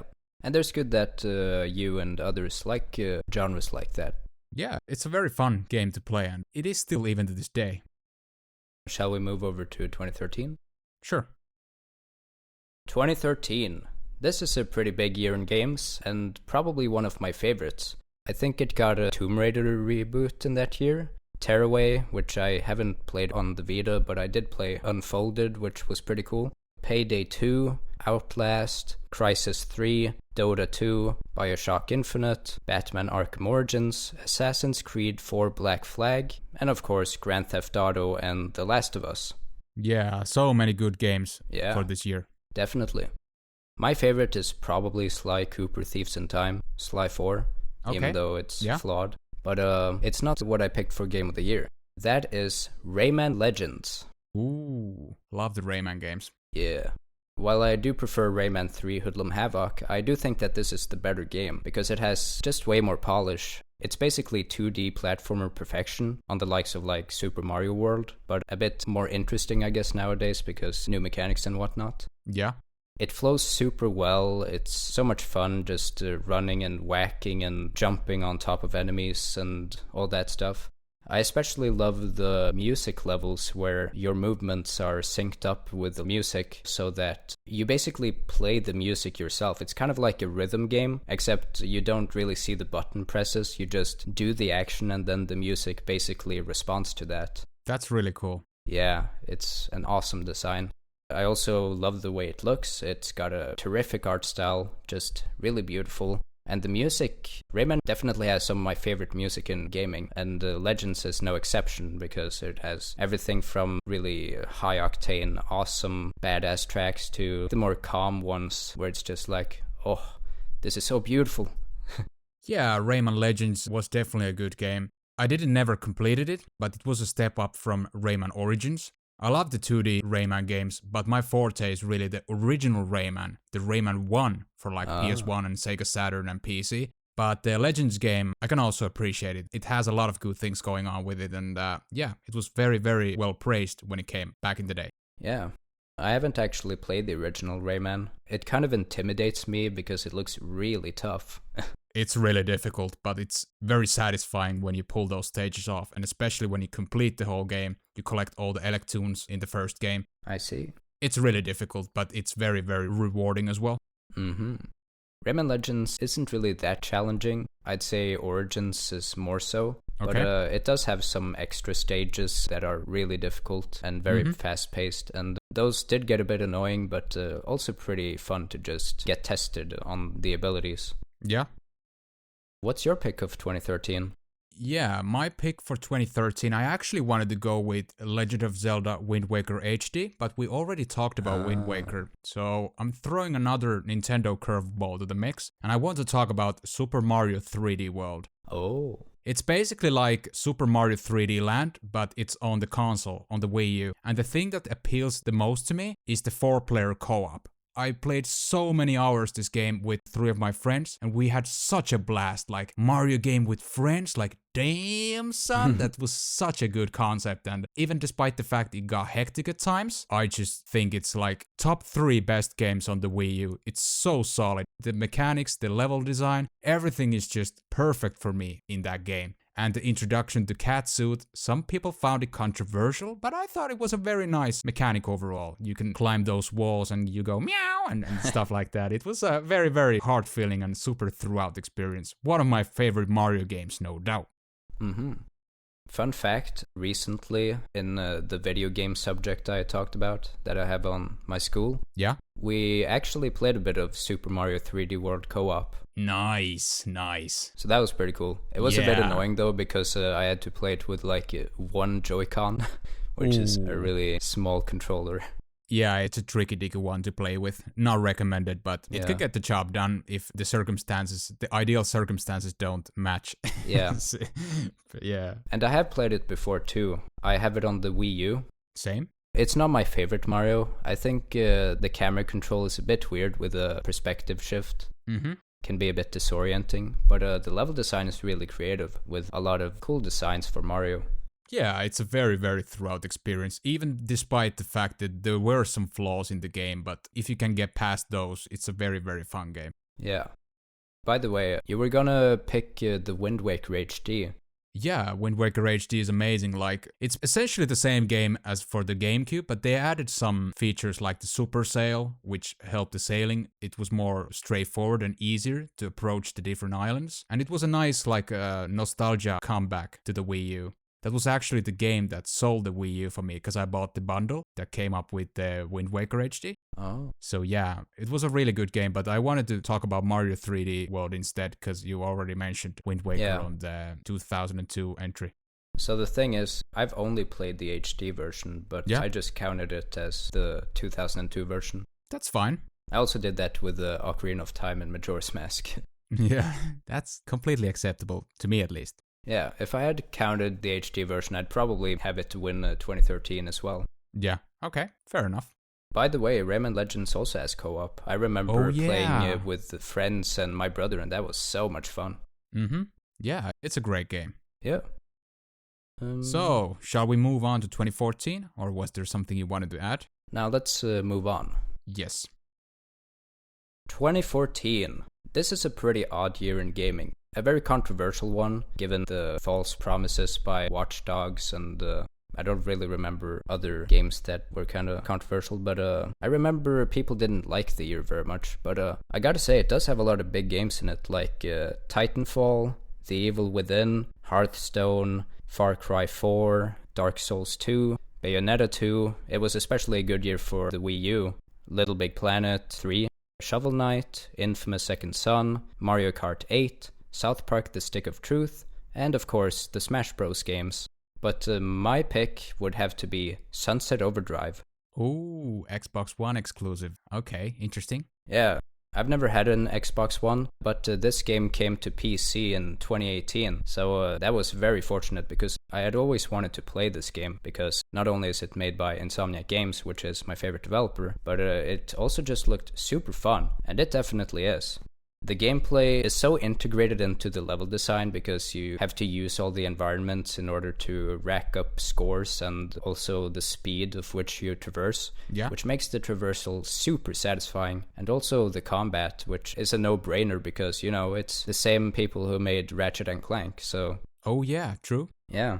It also has a really distinct art style. It's very colorful, which was pretty refreshing back when there were a lot of kind of gritty games back in that day. True. So to have a kind of mature game with those kinds of graphics was really cool to see. And it's still pretty gory, like you do go around killing a bunch of zombie-like enemies, and basically it's kind of like pimple popping, I guess. That's kind of what it looks like. Mm-hmm. But it has a lot of style to it, like, okay, this is a really hard word, onomatopoeia or whatever. That pop up, like you see in the comic books, like boom, you know, the sound effects. Yeah. So it has stuff like that, which is pretty cool. And the music is pretty cool as well, with all the rock music and kind of like old school rock. Yeah, it just makes for a really cool universe. I will say it does have some cringe writing in it, but it also has a lot of fun writing, especially some of the fourth wall breaking stuff can be really funny. Okay. Mm-hmm. Yeah, that's basically all I have to say about it. Sunset Overdrive to me, I think it was an Xbox One exclusive and it maybe got released on the PC later on down the line. Yep. But Xbox as a console series is something like I never was into. So in that sense, I never played this game. A friend of mine told me that it's a great game. And how can it be a bad game if it's made by Insomniac Games? So exactly. But I don't really have much to comment about it other than that I've heard it's a great game. So that's my 2 cents on the situation. Yeah. 2014 was a tricky one for me to choose because you mentioned Bayonetta 2 and Mario Kart 8, which are wonderful titles. But the one I actually chose was South Park Stick of Truth. Oh, nice. Yeah. South Park as a franchise is something I really, really beloved. Like, it's so much fun. Trey Parker and Matt Stone really nailed the humor on the episodes, on the show, and they really transferred that humor into this RPG world. And the graphics and the presentation and the jokes, everything just nailed spot on with this game, and it's so much fun. Even though from an RPG standpoint, it's not super in-depth and super hardcore like some other RPG games are. But other than that, it's more of a casual tone when it comes to the combat mechanics, but it's still very, very well executed, and I still really, really like this game, so that's why I'm going with the Stick of Truth. Yeah, I agree with basically everything you said about it. Yeah. The combat is really simplistic, so that's like my least favorite part of it, but it's still pretty fun. Yeah, so much fun. Of course, beyond that, there's the regular South Park comedy, which I love. I've seen the whole series, so... Yeah, same. Definitely one of my favorite shows, and I think Stick of Truth did a really good job at capturing that essence of South Park. For sure, for sure. I do prefer its sequel, The Fractured But Whole, especially the title. Yeah, the title is so funny. Yeah. But I gotta be honest, I still haven't played the sequel. But a lot of people Oh. told me it's a good game. But yeah, I never got actually the time to dig deep into it. But yeah, it seems to be a pretty good sequel as well, and a game as a whole. Yeah, definitely. I think the Stick of Truth kind of has the story going for it more so. Mm-hmm. I think Fractured But Whole just did a better job with the combat, as it's a lot more dynamic and a bit more like expanded upon. Okay, interesting. So I guess that's 2014 done. Yeah. Okay, 2015.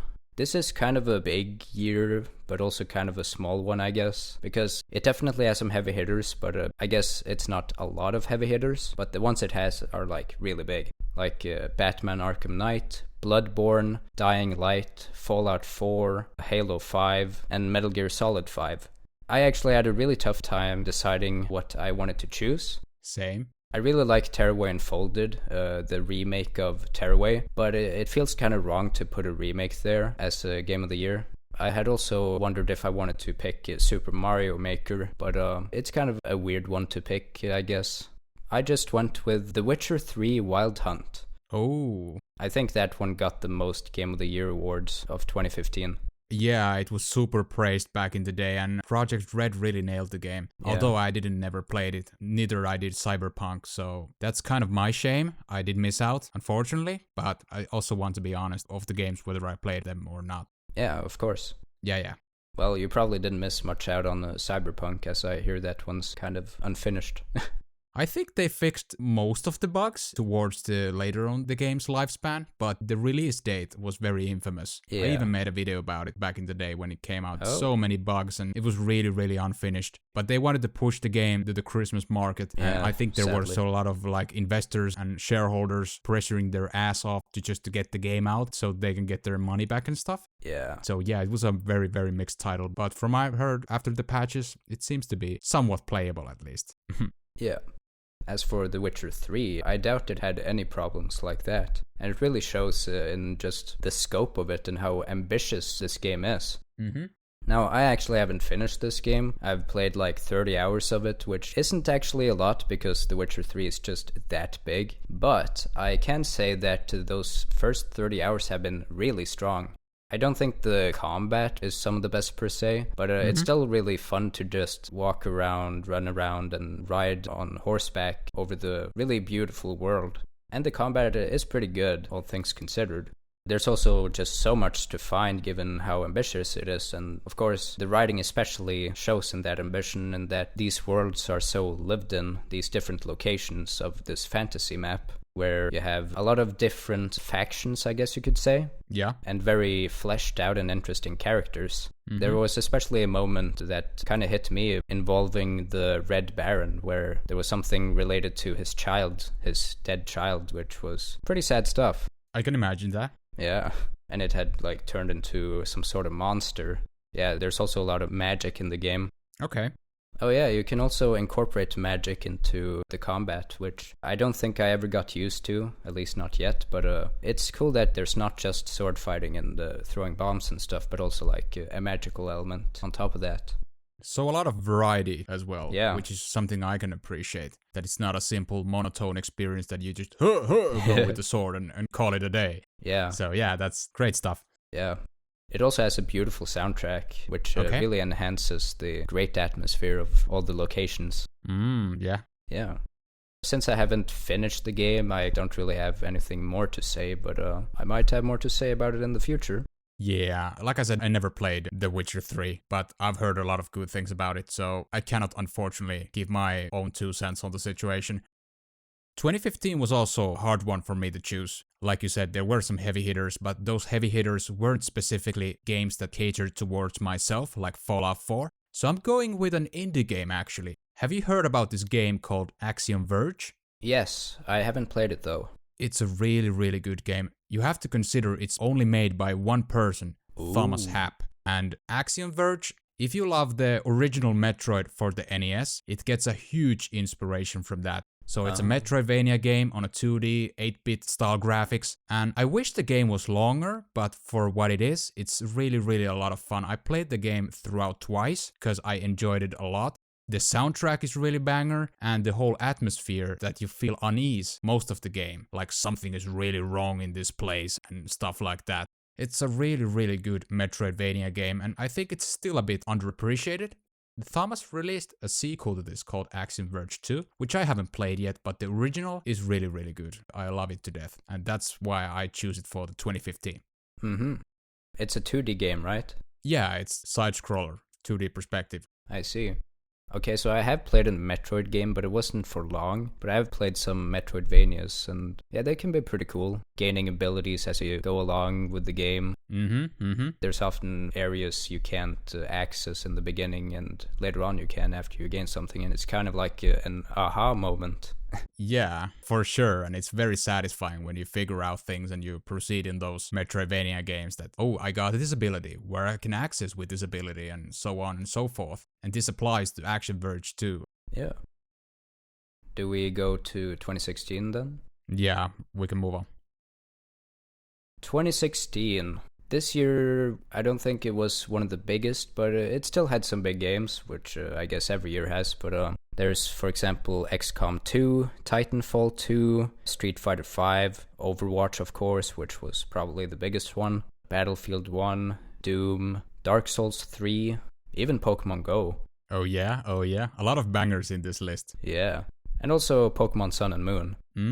Yeah. It even had Ratchet & Clank PS4, which is definitely not the best RNC. Oh yeah, hashtag Gadgetron, my favorite. Yeah. I mean, it is my favorite game from 2016, but I'm not giving it the game of the year. Okay, what's your hot take?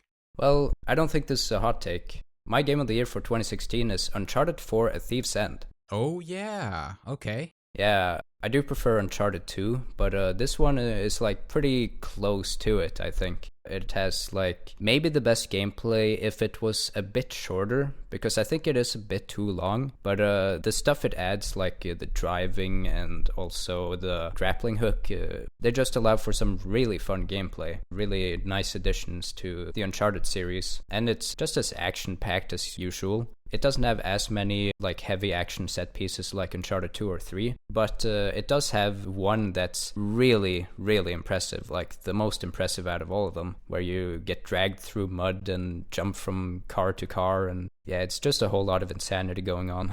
Plus you have some pretty nice puzzle solving here and there, and climbing of course. It has amazing graphics of course, it is Naughty Dog we're talking about. And it has some great variety of visuals, at least in the first half, where you go to like Italy, Scotland, Madagascar. I think it gets a bit samey in the latter half though, where you're in the same location, so it doesn't change itself up that much. Okay. Of course, it does still look amazing. And it sounds amazing too, with some great music backing up all the locations and especially the action scenes. I also think it had more emphasis on the writing. While I do have a problem with some of the choices that was made, I think the writing overall was really good and like really tight and ambitious, especially compared to the previous Uncharted games that were more like laid back in that regard.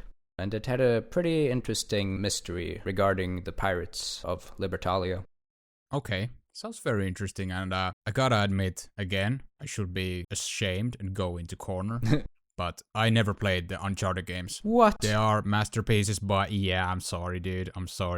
There's just so many games nowadays that you just have to pick from those. I never played those games, but I've heard so many good things about that I should play those games. So I don't really have much to comment on it. Especially the fourth game got a lot of praise, so I definitely understand why this was your forte, your choice for the year. But it's not my choice for the year. You already mentioned it. You wanna have a guess? Doom? Nope. You can have another guess. Pokemon Go? Actually not. Even though I do enjoy Pokemon Go from time to time. I'll give you one last guess. Titanfall 2. Overwatch. Ding ding ding. Yay. There you go.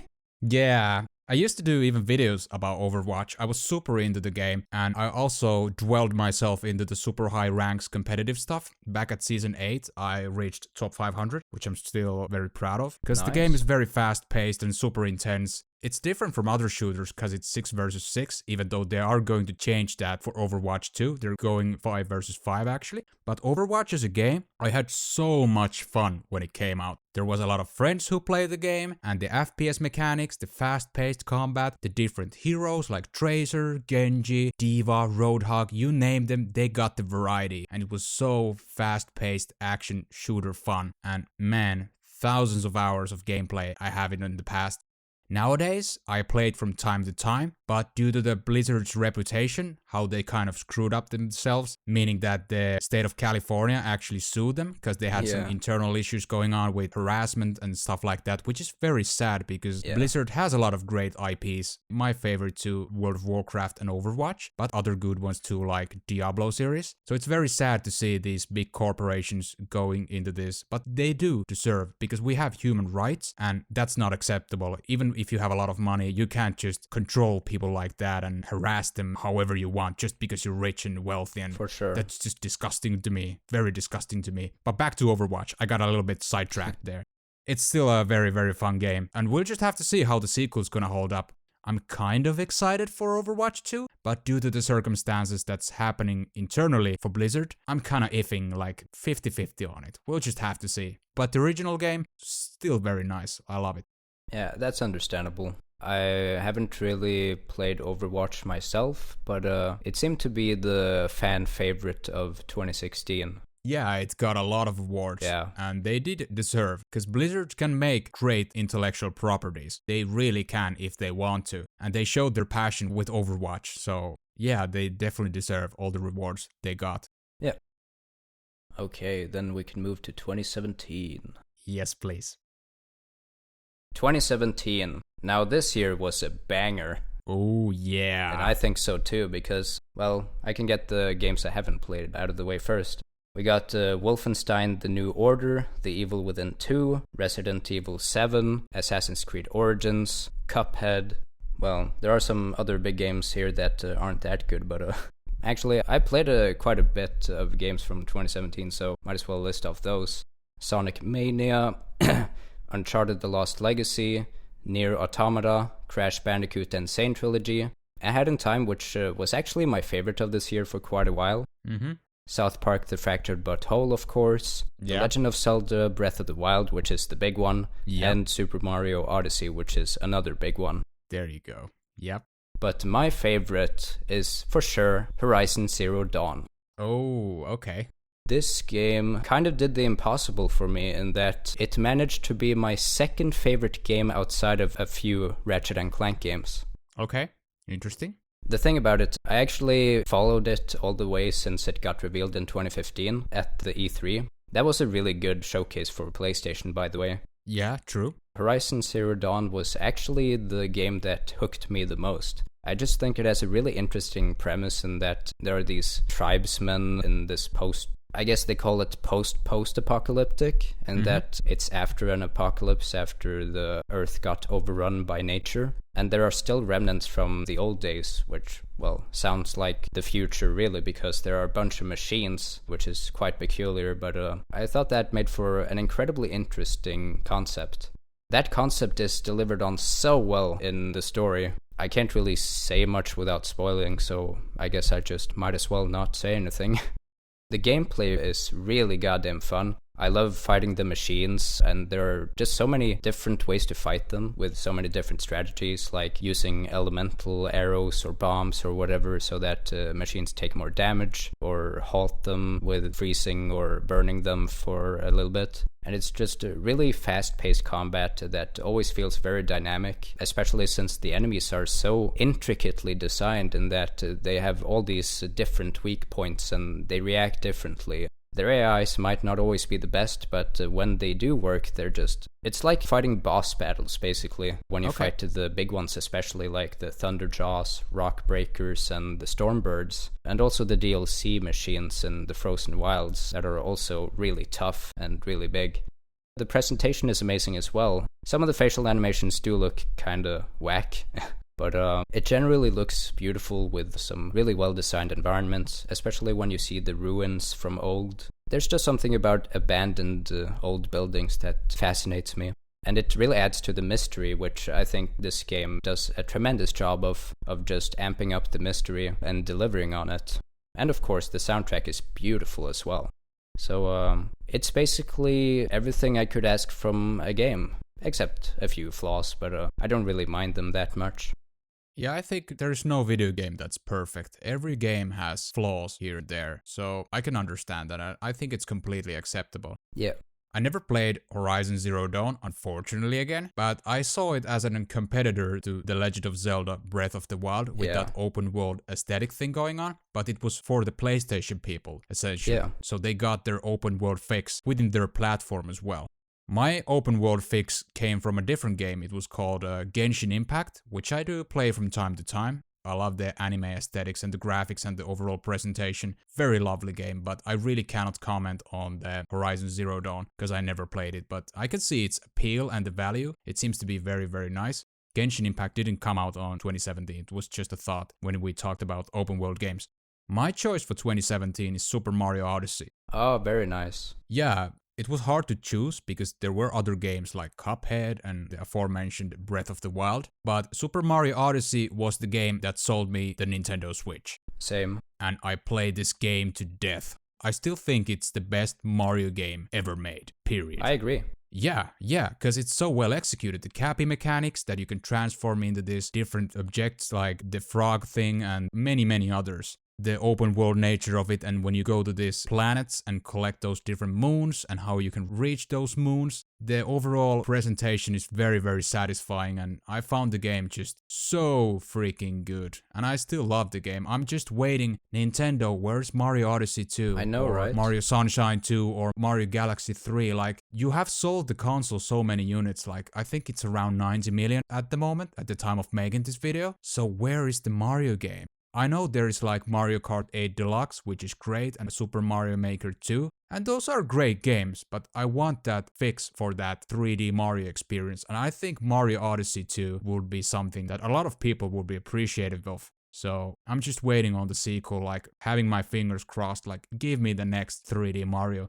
But back to Mario Odyssey, like I said, it's super, super well done, and it runs pretty optimally, even on Nintendo Switch. Yeah. With an exception of the new Dunk City that has that more realistic graphical style, the FPS can dip from time to time. Yeah. But when it's all that cel-shady, cartoony presentation with other planets, the game runs surprisingly well, considering the fact how limited the Switch hardware is, so... True. Very satisfied with the overall presentation and the results of the game, and I still think it's the best Mario game. Yeah.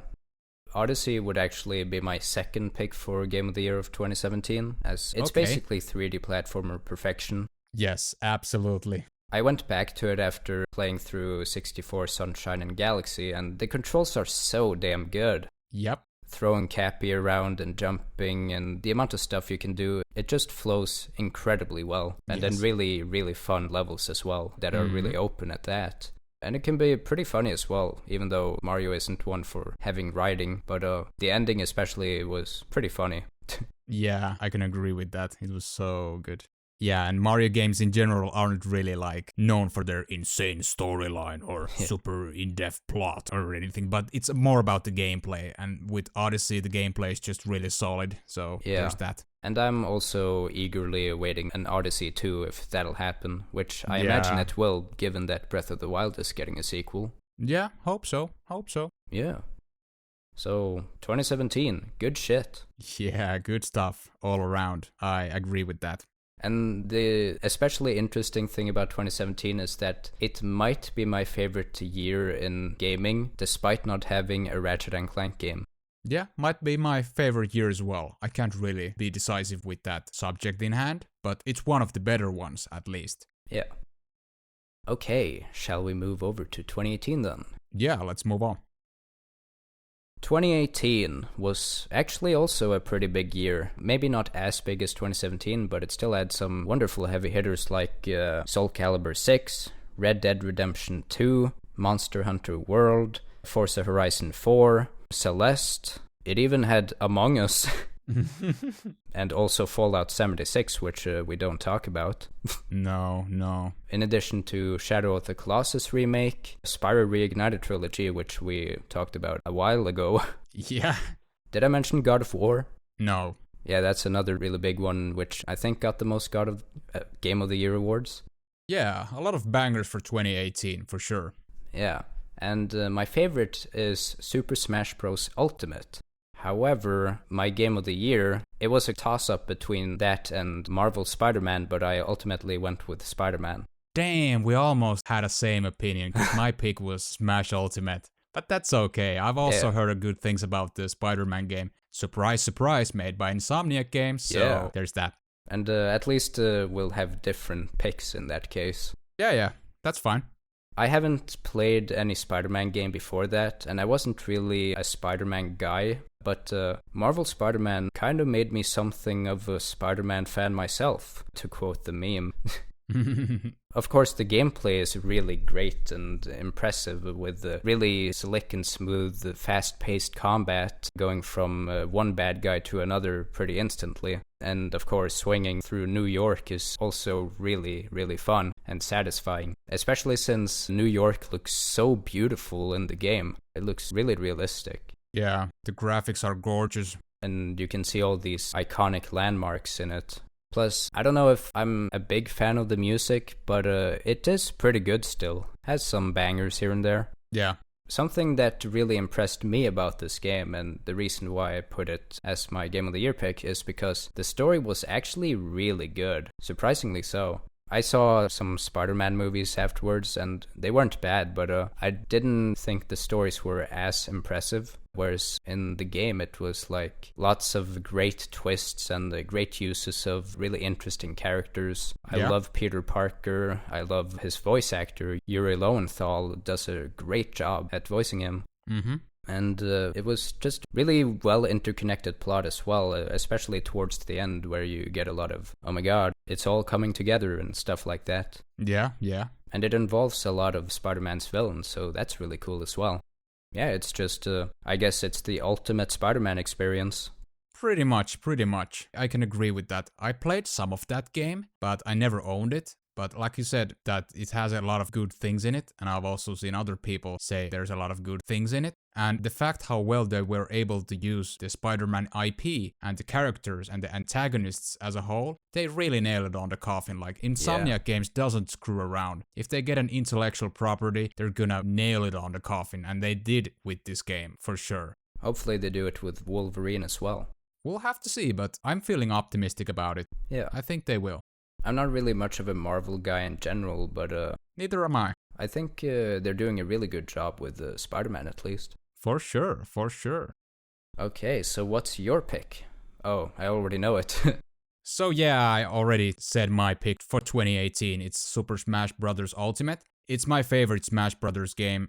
I've been having a lot of fun with friends when playing this game, and those 2D platform fighting games, I think it's my favorite. I still enjoy a lot of Brawlhalla as well, which is another 2D platform fighting game. But Smash Brothers, there are just so many iconic characters put together that it's such a fun game. The battling mechanics are so good. There's even this competitive scene around it, which makes it great as well. I never got hyper competitive with Smash Ultimate, but I can still see its value and the overall representation of it. It's super good. The only thing I feel still a bit salty about, now that every Smash DLC has been released, Sora being the last one, is that where's Waluigi? They rather put Minecraft Steve on this game. Hey, Minecraft Steve is wonderful.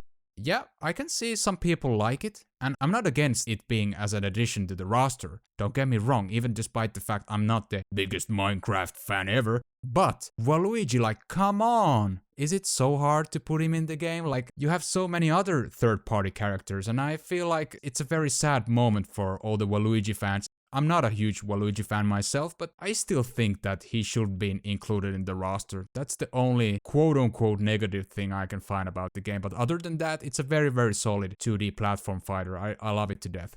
Would be nice to have Waluigi in, but I don't really have the biggest opinion of that. It's okay.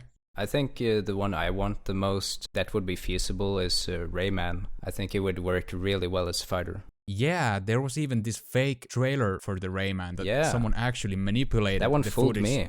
It fooled me as well. So, well done, whoever made that. I can't remember his name, but kudos to them. It was Arcaedon. Oh, okay. Kudos to Artsiomi then. Yeah. But yeah, it's a great game. I love Smash Ultimate. Yeah, I love it too. It's my second favorite Smash. It's not far behind Brawl. It definitely has better fighting mechanics. Yeah. Just feels a lot smoother in that regard. And I love that it's just, the ultimate Smash game, having so many fighters. Yep. Every fighter from every previous Smash game, and also adding many new ones. Mm-hmm. My favorite addition was actually Minecraft Steve. Okay. When I saw the trailer, I actually wasn't that hyped, but when I saw what he could do, and when I played as him, I was like, oh my god, like he's actually one of my favorite characters to play as. He's so much fun. Yeah, his abilities are unique on its own right. I'll give you that. Yeah, and they even remodeled they did stuff with each stage so that he would be compatible in each of them with different materials, which just goes to show how much effort they put into Smash. True. Sakurai really is a legend. Yeah, I was about to say, it's a love letter from Masahiro Sakurai, for sure. Yeah. And although I might not always agree on the newcomers, like, I'm not a Kingdom Hearts fan, for example, but okay. As long as they're fun to play as, it shouldn't really matter. True. And I do recognize that those characters are really big too, so... Yeah, there's a lot of fandom with the Kingdom Hearts community, so there's that. I think he was a great addition to the roster as well. Okay, shall we move on to 2019 then? Yeah. 2019. This year might be a letdown after 2017 and 2018, and to be honest, it's probably the most empty year for me because I've only played a few games from it. I agree. Yeah, and I barely played those games anyway, maybe like 3 hours at most. But some big titles include the Resident Evil 2 remake, Sekiro: Shadows Die Twice, Death Stranding, Days Gone, Disco Elysium, Kingdom Hearts 3, Luigi's Mansion 3, Anthem, which flopped, Apex Legends, and Devil May Cry 5. Mm-hmm. I played Control and Star Wars Jedi Fallen Order, which I didn't really get invested into, and I thought Fallen Order was pretty glitchy. The one I'll have to go with is Super Mario Maker 2. Okay. I haven't played much of this one. As I said, I've only spent like up to 3 hours on these games. Yeah.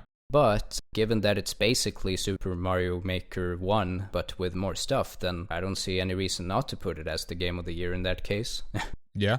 Because I can at least talk about the first one, which was just really fun to be able to make my own courses, because I had done that on like Super Mario Flash, which was obviously a Flash game, but Super Mario Maker was just a lot bigger and more polished.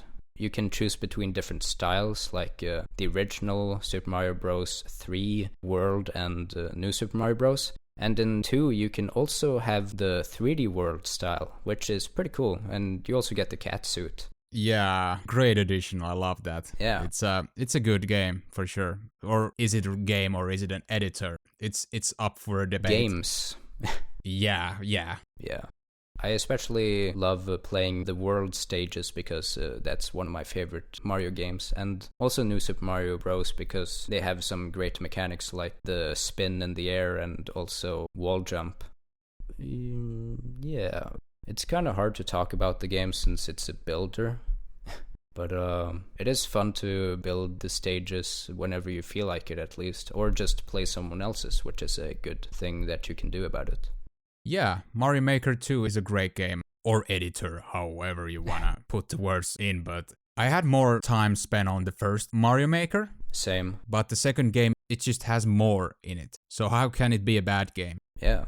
I was debating between this and a remake game for the 2019, but can I have a remake as a game of the year? Sure thing. Okay, so my choice for the 2019 is actually CTR Nitro Fuel, the remake from Crash Team Racing. It's just more throughout experience from the original. I still love the original Crash Team Racing, but Nitro Fueled, especially the addition of online play, was something I was always dreamed about in this game. And the HD graphics obviously looks spot on. I really love it. The additional characters you have in the game are very awesome too. And the DLC stages as well is a great addition to add on top of the cake. The only controversy I found was the Wampa coins thing, that you can actually spend money. Because surprise, surprise, Activision is behind the spiel and they wanted to monetize everything and as effectively as possible. And I can see that greediness coming out of it. That's the only negative gripe I have for the CTR Nitro Field. But other than that, it's a very throughout card game experience and I still really love it to death. Nice. I forgot to mention I played it too. Well, I did mention it earlier, but yeah, I apparently put it in the wrong section because I have like a section of games I've played and section of games I haven't played of the year. No worries. But yeah, haven't played that one much either, but it's pretty fun. It is kind of like Mario Kart, but a bit more complicated, so... Yeah. Shall we move on to 2020 then? Sounds good to me. 2020. This was definitely a very bad year for the world, but it was a really good year for gaming, especially for PlayStation. You had games like Ghost of Tsushima, Marvel Spider-Man Miles Morales, Final Fantasy VII Remake, Astro's Playroom. You also have games like Tony Hawk's Pro Skater 1 and 2 remakes, Half-Life Alyx, even Microsoft Flight Simulator, Genshin Impact, Doom Eternal, Demon's Souls remake, another PlayStation thingy, and Crash Bandicoot 4 It's About Time. Yeah, a lot of heavy hitters, for sure, for that year, despite the world situation and everything. I recently made a countdown of my favorite 2020 games, and I put Crash Bandicoot 4 as my second and Ghost of Tsushima as my favorite, but I will give the game of the year to what was my number 3, which is Dreams. Oh, yeah. That was very interesting when I actually saw the video you made, and that was a very interesting concept, and I'm still intriguing to try that at some point. Yeah, it's kind of like Super Mario Maker, but just a lot bigger, because instead of making anything Mario, you can make anything, including Mario. Yeah. You can actually make Xbox and Nintendo stuff on a PlayStation game, which is pretty funny. Yeah, it's an interesting one. Yeah. I haven't really dabbled much in its creation tools myself, but I have seen others make really impressive things with it. Like, of course, they won't be that polished, at least not yet, but there are some big projects in the works, like an Avatar The Last Airbender game, which I'm really excited for. Recreations of Crash Bandicoot or Fallout and Ratchet and Clank stuff and all kinds of things. And it's not just really about games, it's also memes. Lots of dank memes in there. Nice. Also just animations and art. And of course, realistic looking food. That actually looks pretty good. Interesting. Yeah. There's also the community aspect, which is just really welcoming. Lots of great people, very supportive community with people cheering you on and also sharing assets and working together on projects, which is really cool.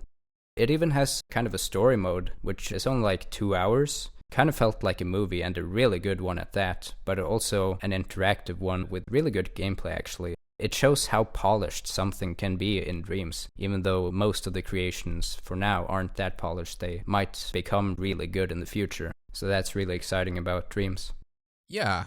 Like you talked about in the other video you had, it has a great potential. I can really appreciate anything that enables you to be creative with things. I can appreciate for. Yeah. Like the aforementioned Mario Maker 2 and the Dreams game. So that's very interesting. I unfortunately haven't had the chance to play it. I will at some point because I want to. Nice. But I can't really have my own comments about it besides what you said since I haven't played it, so. Yeah.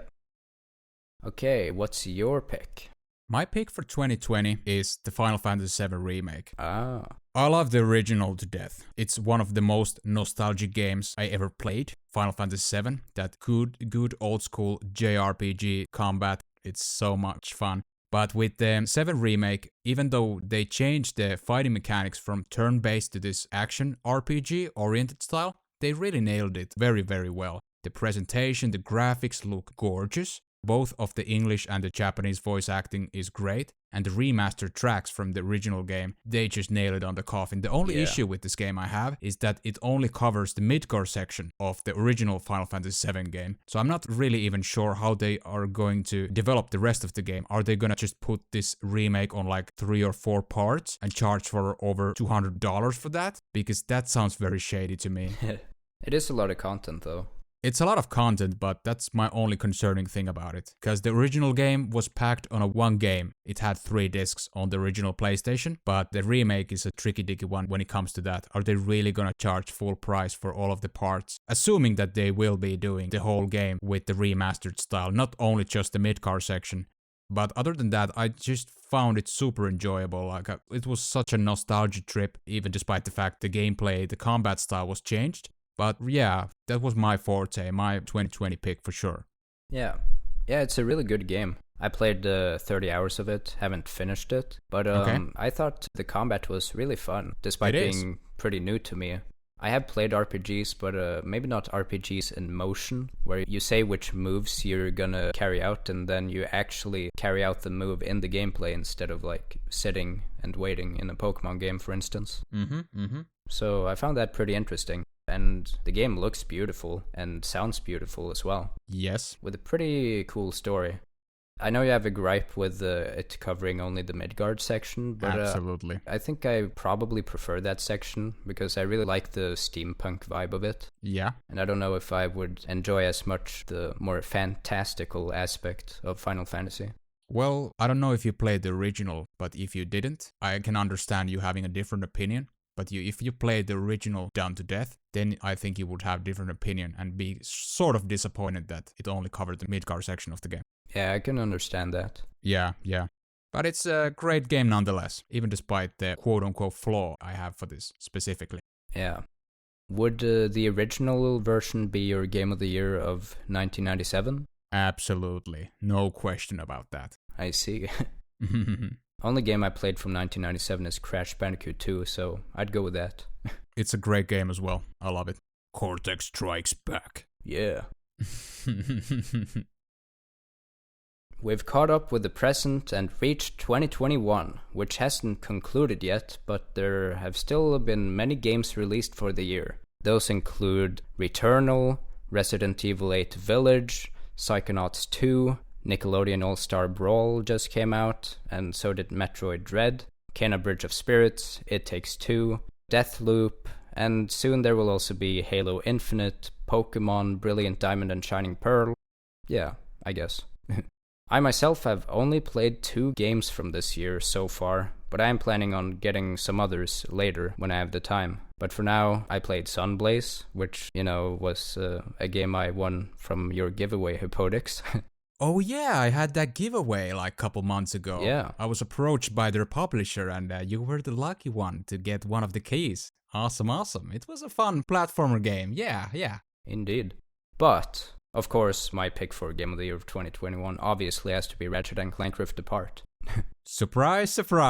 I knew it from the beginning. I just knew it. Yeah. But this is one of those RNC games that definitely deserves the Game of the Year title. I mean, I would put it like alongside the original and Up Your Arsenal, maybe even Tools of Destruction. But considering 2021 is maybe drier than those years, it just has to be Rift Apart. It's definitely the best game in the series since A Crack in Time. Definitely not as good, but like the gameplay at least is like on par, actually having the best traversal in the series as well as best combat. Not quite the best Clank or flying sections though, but the gameplay is generally just incredible. Definitely its strongest aspect. And another really strong aspect, it being a PS5 game, is just how beautiful it is. It looks absolutely gorgeous, and it has some incredible load times that go by just like that, given the SSD on the PS5, which is a stark contrast from the PS4 and earlier. The soundtrack, it's not one of my favorite soundtracks from RNC, but it's better than I expected, so I was quite satisfied with it, and it does have a few bangers that absolutely slap, so that's great. Yeah. And as for the writing, that's also kind of a case where it's not some of the best in the series, but it's also better than I expected, so I was satisfied with the writing too, doing a pretty good job at connecting things and different themes and such, and the new characters were pretty good. Yeah, that's what I have to say about Rift Apart. Yeah, I saw your review on your channel about Rift Apart, and I don't still own a PS5, so I don't have experience based on myself when playing this game, but I can appreciate that they actually did a good game for the PS5.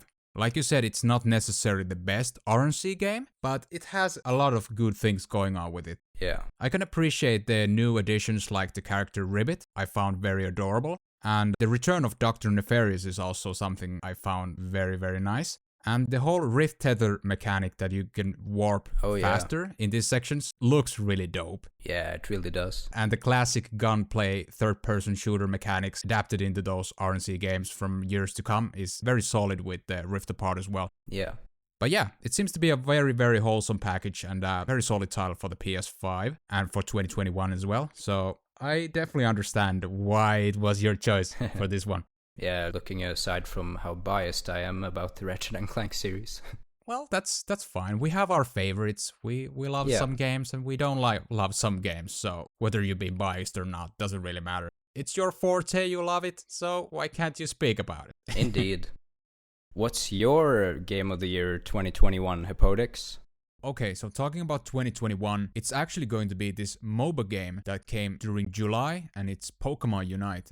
I've been always a big fan of MOBA games. I used to play a lot of League of Legends back in the day, and my care for Pokemon as a franchise is really, really huge. So this is sort of like a match made heaven to me, that you get the MOBA genre mixed with Pokemon IP. And there are just a lot of great things about the game that I really enjoy, such as the fact that the games only last 10 minutes flat. With League, it was always the issue that you never know if you're gonna commit to a 20-minute match or maybe 45 minutes of a match. With Unite, it's very simple and clear. You go to the match, it's gonna be 10 minutes and that's it. That's like the main selling point to me.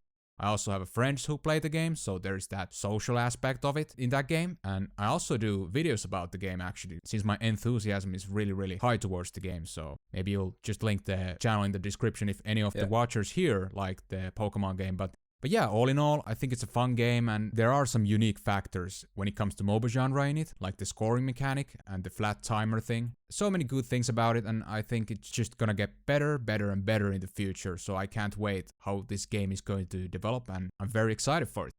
I will definitely link that channel in the description. Sure, appreciate that. Thanks.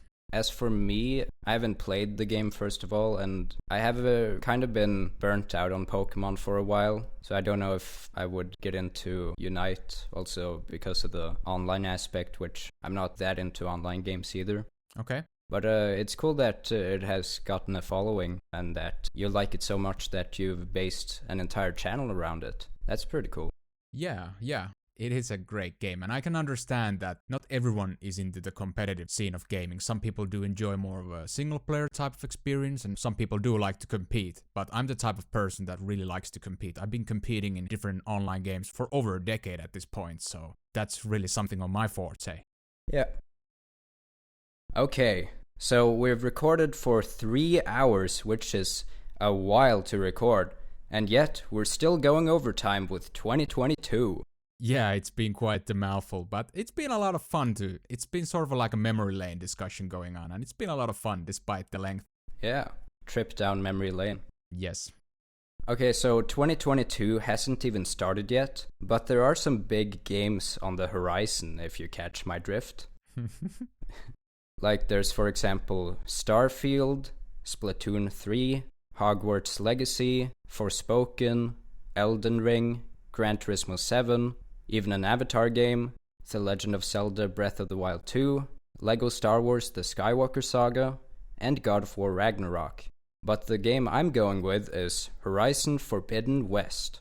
I'm not really surprised given how much you really love the original, but yeah, I can imagine you're gonna be very excited for that. Yeah, it's definitely my most anticipated game, even more so than Rift Apart when that wasn't out yet. Mm-hmm. From what we've seen of the gameplay so far, it looks very similar to the first, but with some very nice quality of life improvements, like much better human enemy combat. Mm-hmm. They seem a bit more like machines in the sense that you have to strip them of armor pieces, which is really exciting. You also have a pole caster gadget, which seems pretty good for traversal, as well as the shield wing, which kind of takes a cue from Breath of the Wild with having a glider. It also just looks absolutely beautiful. Can't wait to explore California and the ruins there. I really like the tropical vibe we've seen in the gameplay showcase. It looks like they really amped up the visual fidelity, especially in terms of facial animations, which looked kind of wonky in the original. What I'm a bit worried about is how the writing will go. I expect it to be very good, but I don't know if it can top the first one, because that has like my favorite story in a game. But I'm really hoping that they'll do something really interesting in the Forbidden West. Yeah, I guess that's it. Yeah, it will come down to time and see how's the final product gonna be. There's a lot of hype and excitement surrounding the game. Like I've talked about previously, I never played the original game either, so I'm not personally too hyped about it, but I can see its potential and the value of it. And I do saw some of the trailer footage and stuff. The visual presentation is really cool on that. Maybe one day I'll jump into that, so who knows, but it has a really nice look and feel overall, and it could be even a Game of the Year 2022 competitor, given the fact how well the first game performed, but we'll just have to see what's gonna be on top, and yeah, I'm kind of curious as well now that we started talking about it, but yeah, it's gonna be probably a great game, so. Yeah, I hope so. Yep. So, what about your 2022 game, if you have one? You actually mentioned it, and I started to think about it. It was a game that was supposed to come this year, 2021, but now that it's postponed to 2022, I can use that as an option again. I'm talking about the Hogwarts Legacy game. Oh. Yeah, I just like the concept of the fact that you go to this Hogwarts setting and you can do these different things there. It's sort of like an open world style, and you probably can learn like new magic spells and go to the classes and have that school vibe with a magic twist on it. I think it was something that I really would love as a kid, but now as a grown man, I can still appreciate the things given here, and it's probably gonna be a lot of fun. That's why they were honest and they wanted to postpone the release, because they want to ensure that they don't tarnish the Harry Potter thing going on. I'm not sure if it's directly connected to Harry Potter, but the Hogwarts, it's a place that really connects me to the Harry Potter franchise. Yeah.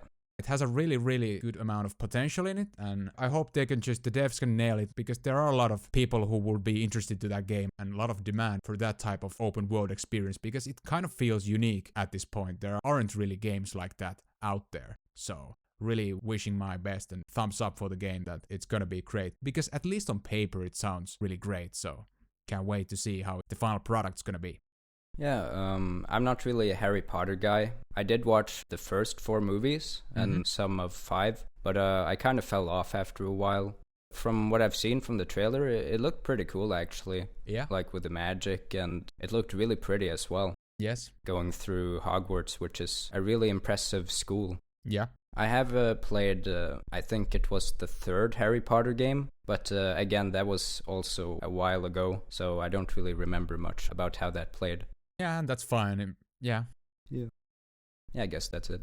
Yeah, but you have to think about today's market. You just don't have the time to play and invest on all of the franchises and all of the games that are just coming out. Yeah. There are so many options out there, and I don't really judge you, or you shouldn't judge me either if I haven't played X, Y, or this Z game that you might think it's really good. And of course you want to recommend it because you had a lot of fun with a specific game, and vice versa.